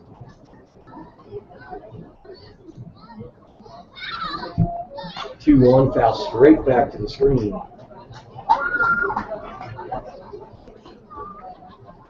2 balls and 2 strikes.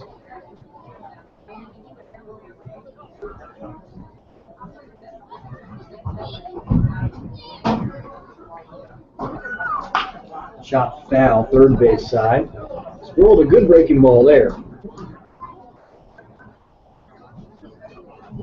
Baker's definitely a guy that looks fastball first and adjusts back from there. It's a pretty good swing to stay alive. 2-2 again. Big curve popped a mile high down the left field line and caught by Kerr, the shortstop. Kind of lost track of where the barrier was, nearly overran that. Great range ultimately makes the squeeze for out number 1. Here goes Roach now. Joe Roach. Nice little matchup here for Joey.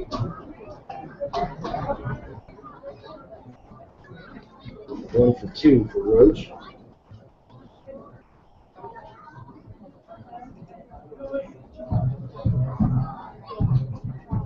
Ray comes set now and he deals. Big curve in there for a strike. Roach 1 for 2, single ball. In the ground now. It's been on base twice. A 1 pitch now. High for a ball. Christopher Barr on deck for the Turks.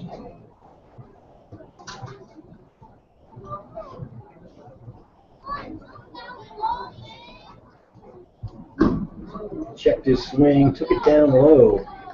2 balls and 1 strike. 3-1 Turks, bottom of 8. Outside with the fastball. Didn't think Ray had that kind of heat on him. I know, that came out of nowhere. Yeah. He had about three more MPHs than I thought he had in his arsenal there. 3-1 pitch is outside for ball 4, and Roach will take a patient walk down there. The runner at first base for Barr. 0 for 2 with a sac fly. That's the line for Barr and McLean, who's on deck. You're not going to get some hits out of the bottom of your order. You need them to deliver those runners from third, and both of them did the job. Lefty-lefty matchup here. Ray deals. The ball stayed outside. He's struggling now. Hopefully Barr's getting to take some here. I think he hit the second pitch he saw for sac flies last time. 1-0 pitch, high for a ball. 2 balls and no strikes to Barr. Thomas Smith on deck, McLean on deck, Smith to follow him. Barr and McLean are the only 2 without a hit, but they each have an RBI. High for a ball. Oh, dude, this is right here. 3-0 to Barr. I'm gonna go here a little bit. Ray deals. Fastball, high for a strike. 3 balls and 1 strike. Dude, this is a great spot over here.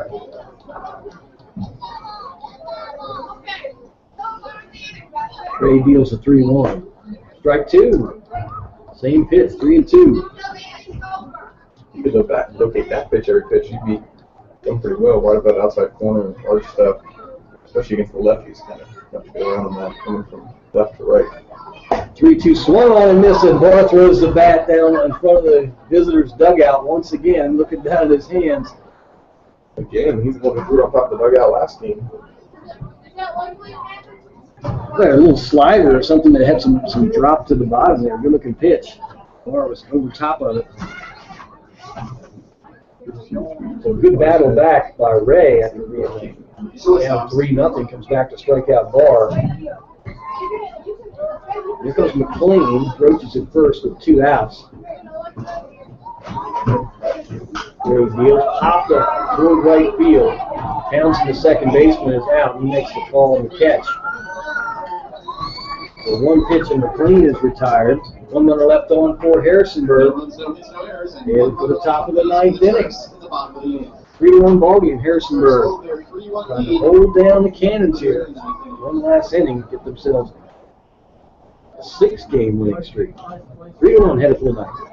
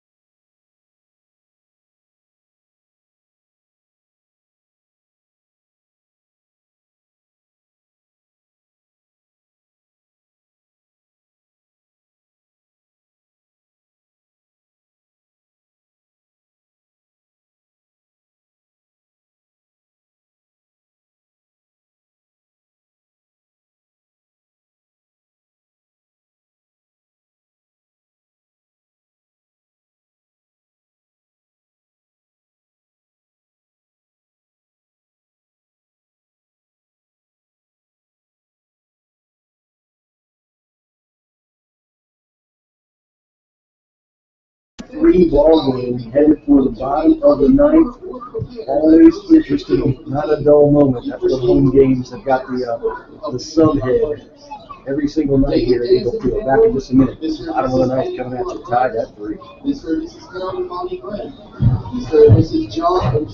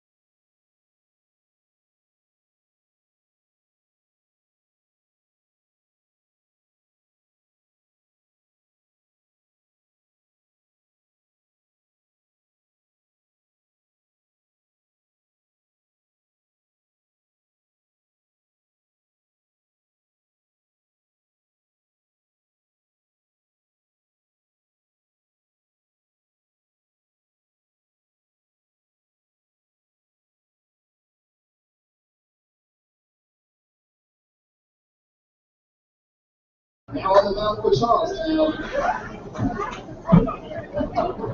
Jack Charleston, number 17. Top of the order for the Turks, Jack Charleston. Thomas Smith. On the hill, 2 numbers for Jack. Charleston, the righty out of Florida, doesn't say a city. Fastball in there for a strike. From Faulkner University, 2 for 2, 3.47 ERA. This is his 6th appearance, only the 2nd out of the bullpen though. Chopped foul, third base side. I was talking with Coach Fuller before the game. He said his closer went home recently, so that's an unexpected loss. That can be the summer baseball MO sometimes. 0-2 to Smith. High and outside. He's kind of got easy speed. Fluid motion. Always neat when you have a kid's last name be similar to the team name or whatever, Jack Charleston for Charlestown. 1-2 slider inside, 2-2. Brings up Curtis Pride to mind. Curtis Pride from William Mary fame, played in the majors. The deaf player, actually, there's a team up near where I'm from, the Nashville Pride, the semi-pro league. Curtis Pride played for the Nashville Pride. Grounded out toward Townsend at second. He's up to the first. It's in time.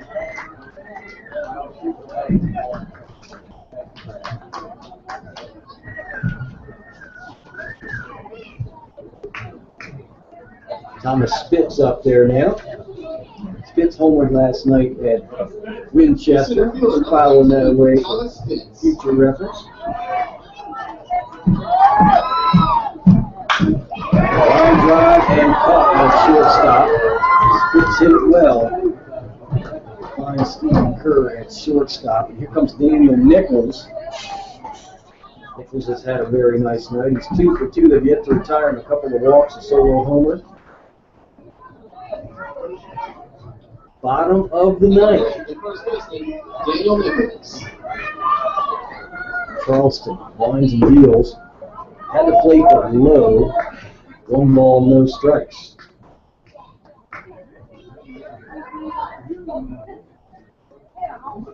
One-0 pitch. Swung on, in and out of the catcher's glove. We can just send him home happy right there.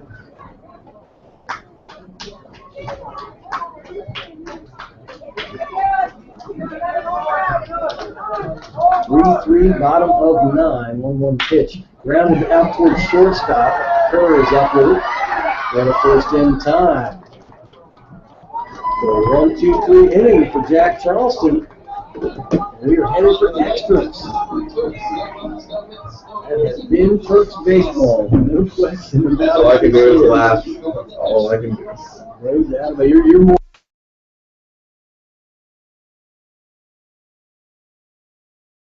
Step out for a quick break. Top of the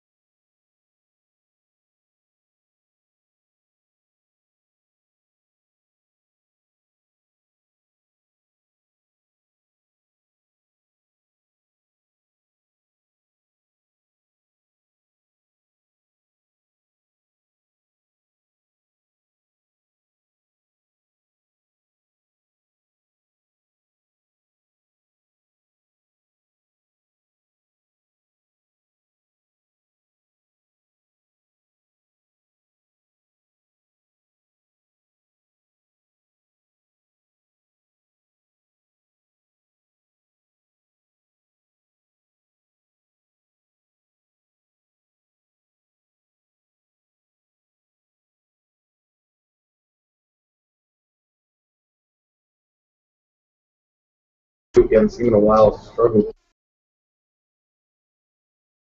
third in relief. 0-3 with a 9.7 ERA over 21 1/3 innings pitched. 13 strikeouts, 15 walks. So, not a good strikeout to walk ratio, but more positive towards the walk side. Well, you just got to get in the strike zone to have any 27 hits. kind of success. Really bad. First pitch missed outside, 1 ball, no strikes. His whip is 1.970, which is a really good sign when you let up 2 walks and hits per inning. But Just it'll be a good confidence booster if we can work out of this one.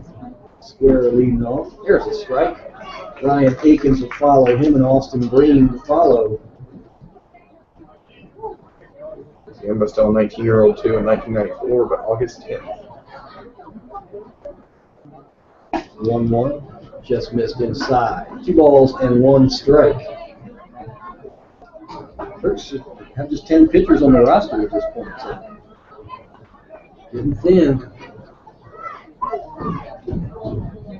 2-1. Hit hard and foul. Third base side. Got to move him down there in the bullpen. Are you counting the top flight on that too? I am not. Brandon Gold, who threw a little bit, is no longer here. So 11 counting calculation. He's only going to throw it so much. Right. 2-2 pitch. Swung on and missed. Pitch was a little bit low and outside, and really, the Square seemed to have his mind made up. He was cutting it whatever left Ziemba's hand. Big first out there. Very big. As big for Ziemba as it was for the Turks. That's big for Ziemba. As big as Ziemba is. Yes, all 6'10" of bigness. The catcher running. Here comes Akins now. Akins 0 for 4 with 2 strikeouts. This is a batter you don't really want to lose here. Of course, struggling tonight. So First pitch missed down and in. Skip past Roach. 1 ball, no strikes.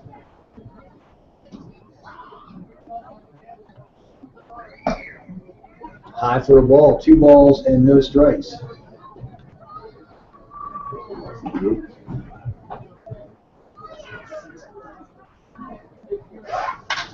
Hit out toward right field, pretty good. Barr is going back, and it is going to be off the wall. He'll get it in. Double.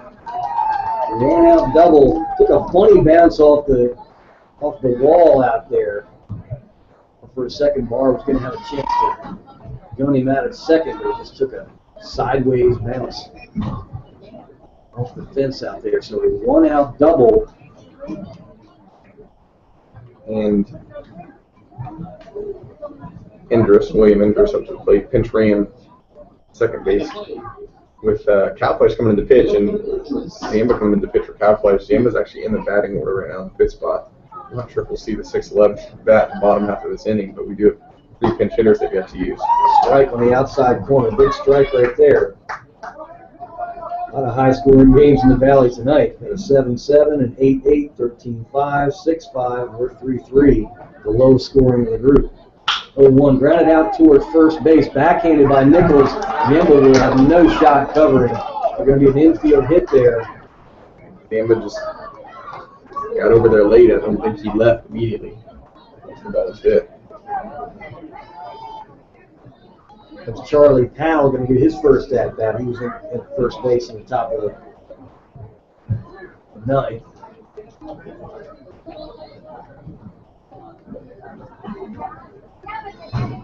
Could use in first and bottom. So Powell getting his first swing. Runners at first and third, just 1 out. Ziemba to Powell, low inside for a ball. Powell, the right-handed hitter from Deerfield Beach, Florida, attends Volunteer State Community College. You can guess where that school is. Fastball in there for a strike. 1 ball, 1 strike. Hitting .252, 4 home runs, 16 RBIs. 1-1 pitch gets by Roach, and a nice bounce right back to Roach. He throws to Ziemba to prevent the run from scoring. Heading on down to second base. Akins.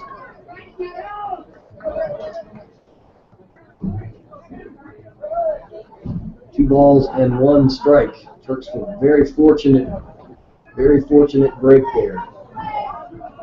The runners at second and third, the infield is in. 2-1 count to Charlie Powell. Ziemba deals. Low again. Roach handles it. 3-1. That takes away the double play possibilities. 3-1 pitch. Low for ball 4, and Powell will head to first to load the bases. That's kind of a blessing in disguise if you're thinking about a double play to get out of trouble. But Ziemba's just not throwing enough strikes to be successful here.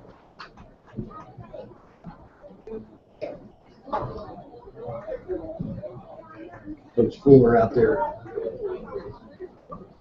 saying something to the home plate umpire. Ziemba got himself in this mess, and this is his mess to get himself out of. No one in the bullpen. Roach is going back out there. We have a pinch runner into the ball game, number 7 on the Charlestown roster. Good luck seeing that. Mulatto, Michigan State transfer actually to community college now. At third base, Andrew Milano.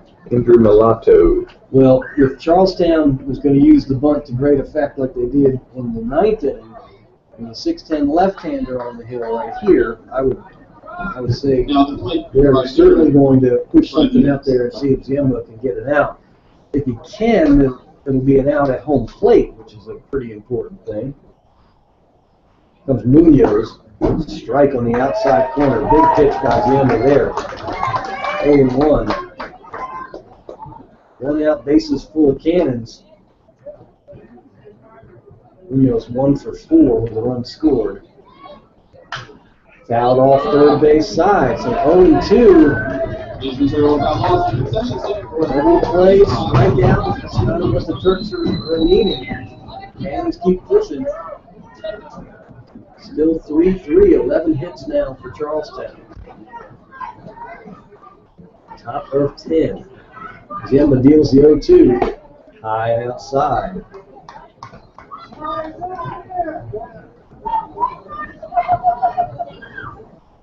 Turks infield at double play depth.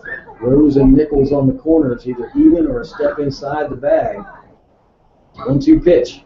Low gets away from Roach. And run number 4 will come in and score. Ziemba left it down and in a spot where a lot of kick to it. Roach couldn't handle it. It's 4-3 Cannons. Both the runners move up. And now with first base open, what do? 2 balls, 2 strikes. Turks are in need of a strikeout. You're going to bring the infield in. No double play in order here. Ziemba deals, out off third base side. Part of Ziemba's struggles is it seems like when he does miss a strike zone, a lot of it is left low, and the catcher's having to do a lot of busy work back there. He does throw at decent speed, so when he misses low at that fastball, it's hard for the catcher to throw out. Rose made a good effort at it, but I don't think there's much to blame him. 2-2, Munoz, breaking ball, swung on and missed. Huge out right there. Out number 2. At the plate, number 25, Justin. You know, the scary thing, Joe, is that everything Ziemba is doing wrong is incredibly fixable. Mm-hmm. And who was it that Llewellyn said the other day that he's got such a high ceiling? He's completely still right about that. Down and in for a ball. 1 ball, no strikes to Justin Harris. You want to see is look up the bio of Sandy Koufax, and you'll see how his early career was just absolutely ugly and nearly quit on him time and time again. 1-0 pitch. This one gets by Roach. And Florida Ziemba is not in time. 1 run is scored, and now another run will score as the critical Roach got over the top of Ziemba. Sure why Ziemba left his feet there. A 2-run score on a pass ball. Roach's return throw was headed to Ziemba, but the runner slid as Ziemba was sliding in to make the catch. And they sort of collided as the run was scoring. And the ball trickled out into the infield, and coming all the way around the score from second is Charlie Powell, and now it's 6-3 Cannons. But the Turks trainer is headed into Charlestown dugout. There's someone in there shaking up. So somehow the bases are empty now. Next pitch is also low to Harris. 3 balls, no strikes to Justin. 2 for 5 on the night.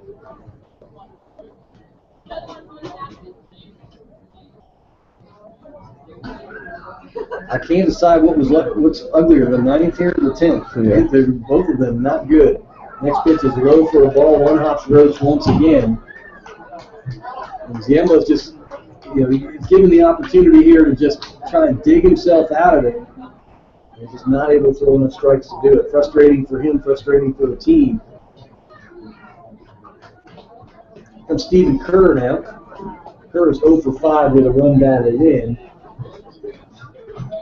2 outs in the top of the 10th. 3 runs across here for the Cannons to take a 6-3 lead. There goes the runner. Kerr to second, not in time.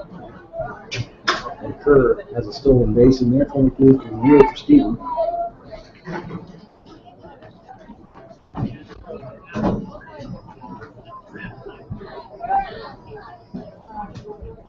One-zero pitch. Missed on the inside. 2 balls, no strikes. Shout out to Chris Llewellyn listening in California. Thanks for listening in. Father Kevin Llewellyn. It's like Kevin's mom's here, and I think she put that shout out in for Kevin's dad. So thanks for listening in. Outstanding. Next pitch missed outside. 3-0.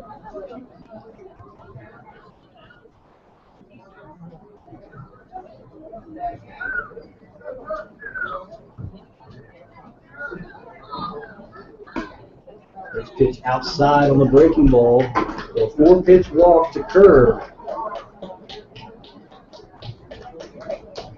2 runners on now for Townsend. Coach Kuhn going to head to the hill. Ziemba not able to shake the control demons that have haunted him all season long.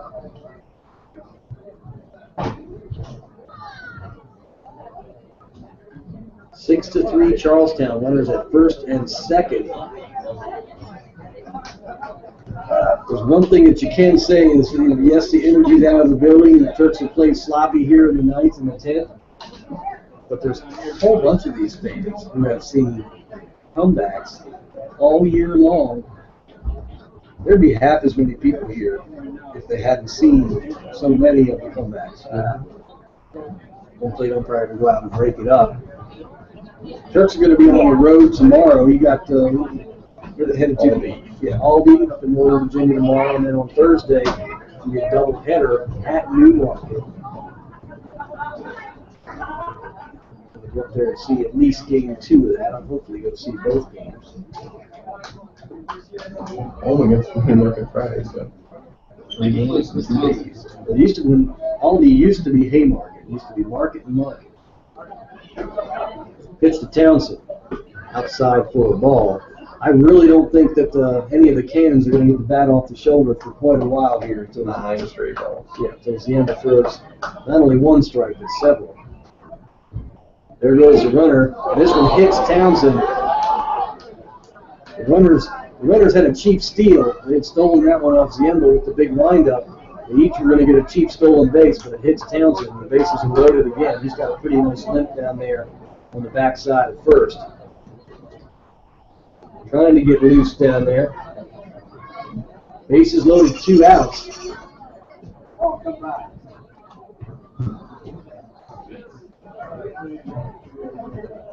The Turks are going to change pitchers. We're going to step out for a quick break. Back in a minute.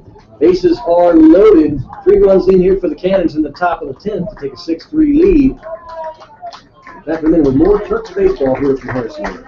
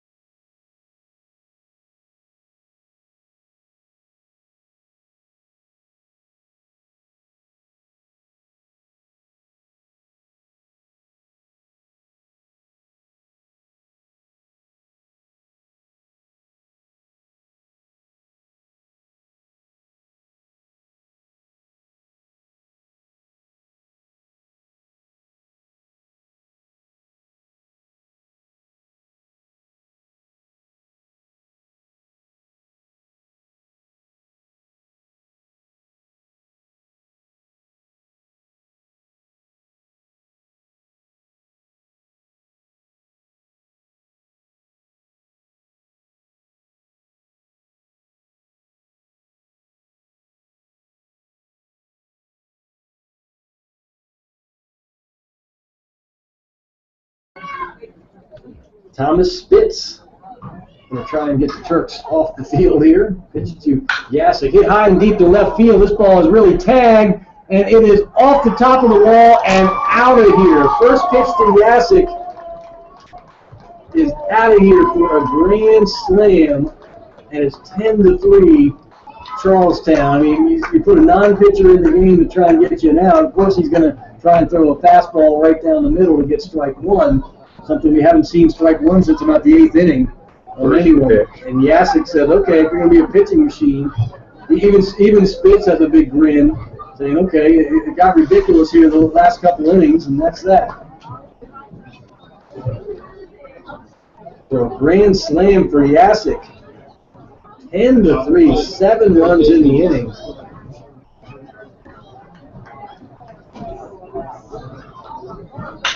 Chopped out towards shortstop. McLean has got it. Go to first is in time, and mercifully, the 10th inning, top of the 10th, comes to an end. 7 big runs for Charlestown. On 1 hit, two hits, 3 hits. 7 runs on 3 hits. That, if anyone has any question what balls can do, it just got answered right there. Jack Charleston headed back to the hills for Charlestown, and Charleston, he's going to do the Logan Honda. Jack Charleston gets to do the Logan Honda, the ultimate the poacher. Coach, come in and get you a win. So the Turks suddenly thin on pitchers, and that's not a good thing when you're trying to get deep. Got a full week of baseball, getting through the regular season, and then pretty much a ball game every day through the playoffs. So thin on pitching, not a good place to be. You got plenty of offensive teams at the top that can do a little something. You know that the Waynesboro, the better teams, doesn't have that opening offense, but when you get into Stanton, when you get into Charlestown, of course Front Royal, definitely talking about teams where when you get an effort like Ryan Castellanos gave the Turks tonight, you've got to salt that away. How to get the job done. And Logan Honda and Brett Morgan are not going to be able to throw every night of the week in relief. It doesn't work like that. And Scherzer has looked good, very good, in fact, of late. But you need some of that left-right versatility, all that good stuff.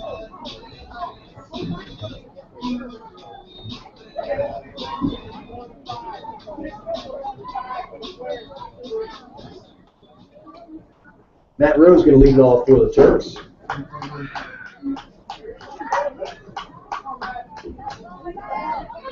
Charleston deals. Line drive, base hit to center field.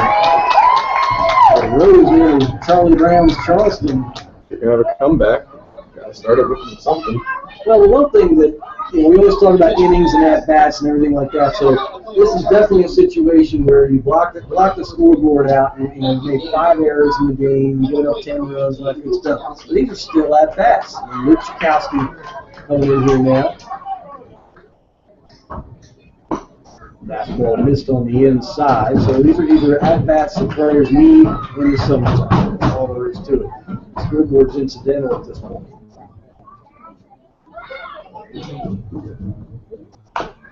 Check swing foul, right side. Rose at first, nobody out here, bottom of 10.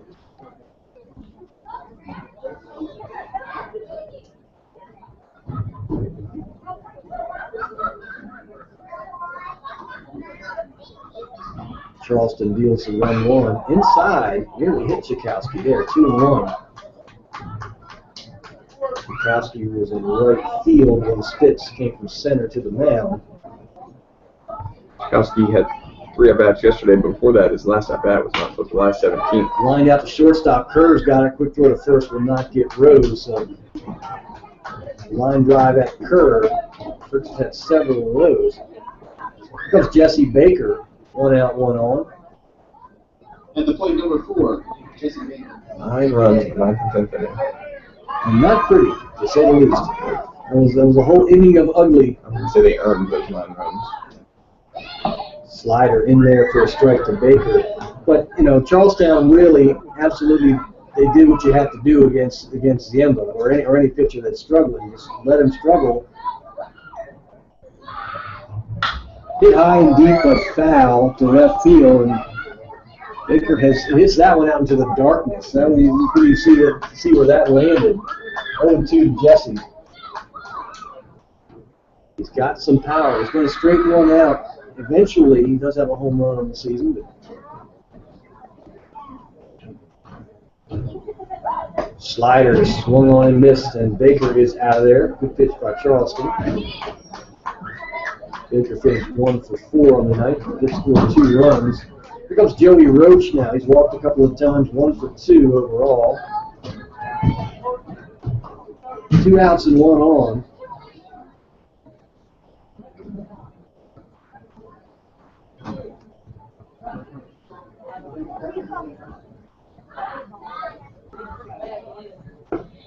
Fastball missed outside. 1 ball, no strikes.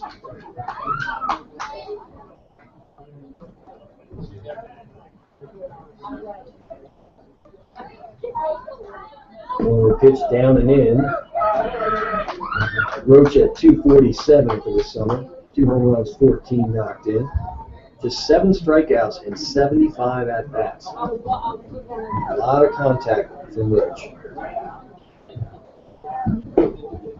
Fastball must have been low. 3 balls and no strikes.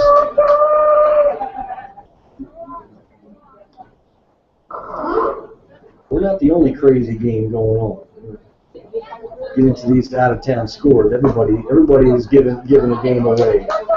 Pitches outside of Rose and he walks. And here comes Christopher Barr.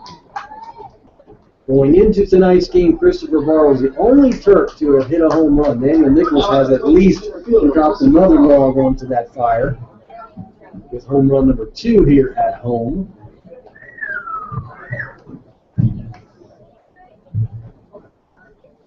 Pitch to Barr, fouled off third base side. Yes, I'm trying to reach for positive. Castellanos' effort, is a standalone 1 run through 7 innings. A great effort by the starter. Charleston off the rubber, back on now. The 1 pitch. Hit out toward left field, going to be playable. And caught for out number 3 in left by Jonathan Sardi. So Charlestown has a big 9th inning, put 2 on the board to tie it up at 3.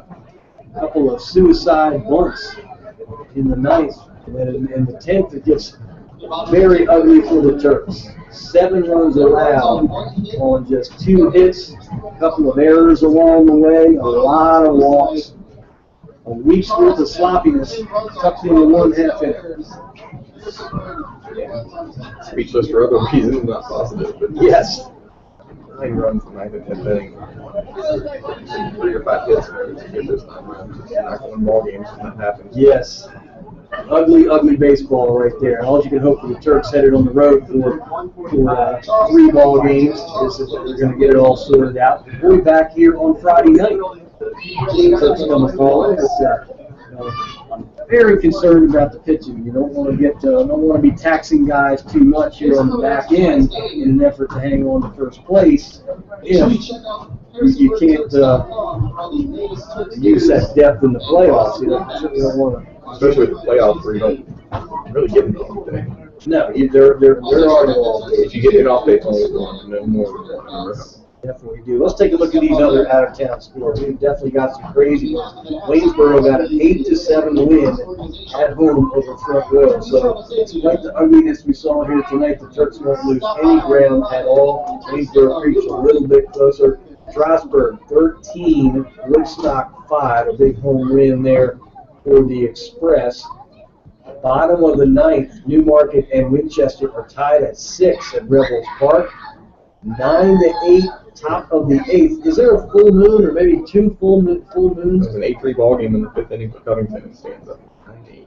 And remember a couple nights ago where I think our 5-0 game was the most runs anyone scored. I think 5 was the top number. So it's a totally different night here at the Valley League. So Stanton trying to hang on over Covington. I guess best case scenario for the Turks, Covington comes back and wins that game over Stanton. The Turks lose no ground to any of the top three. Waynesboro's in fourth right now.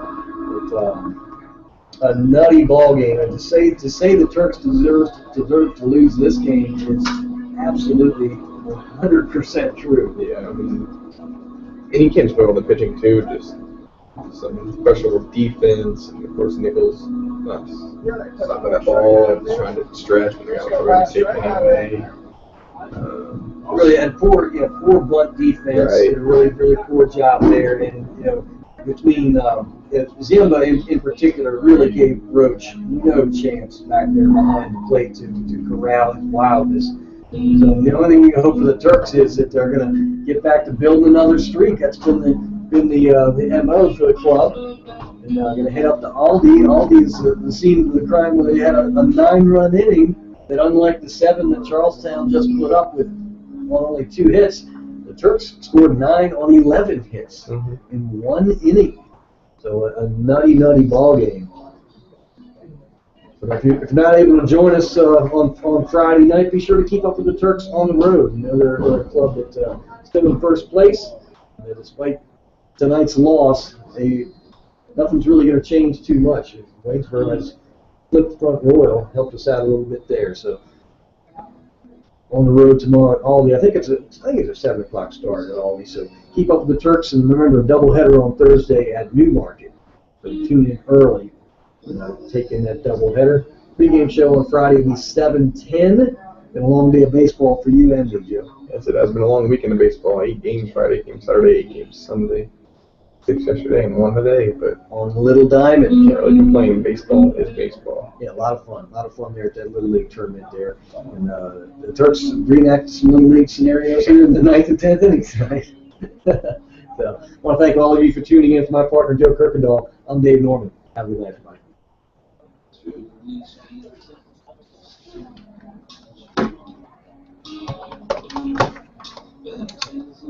You literally cannot throw Zimba again.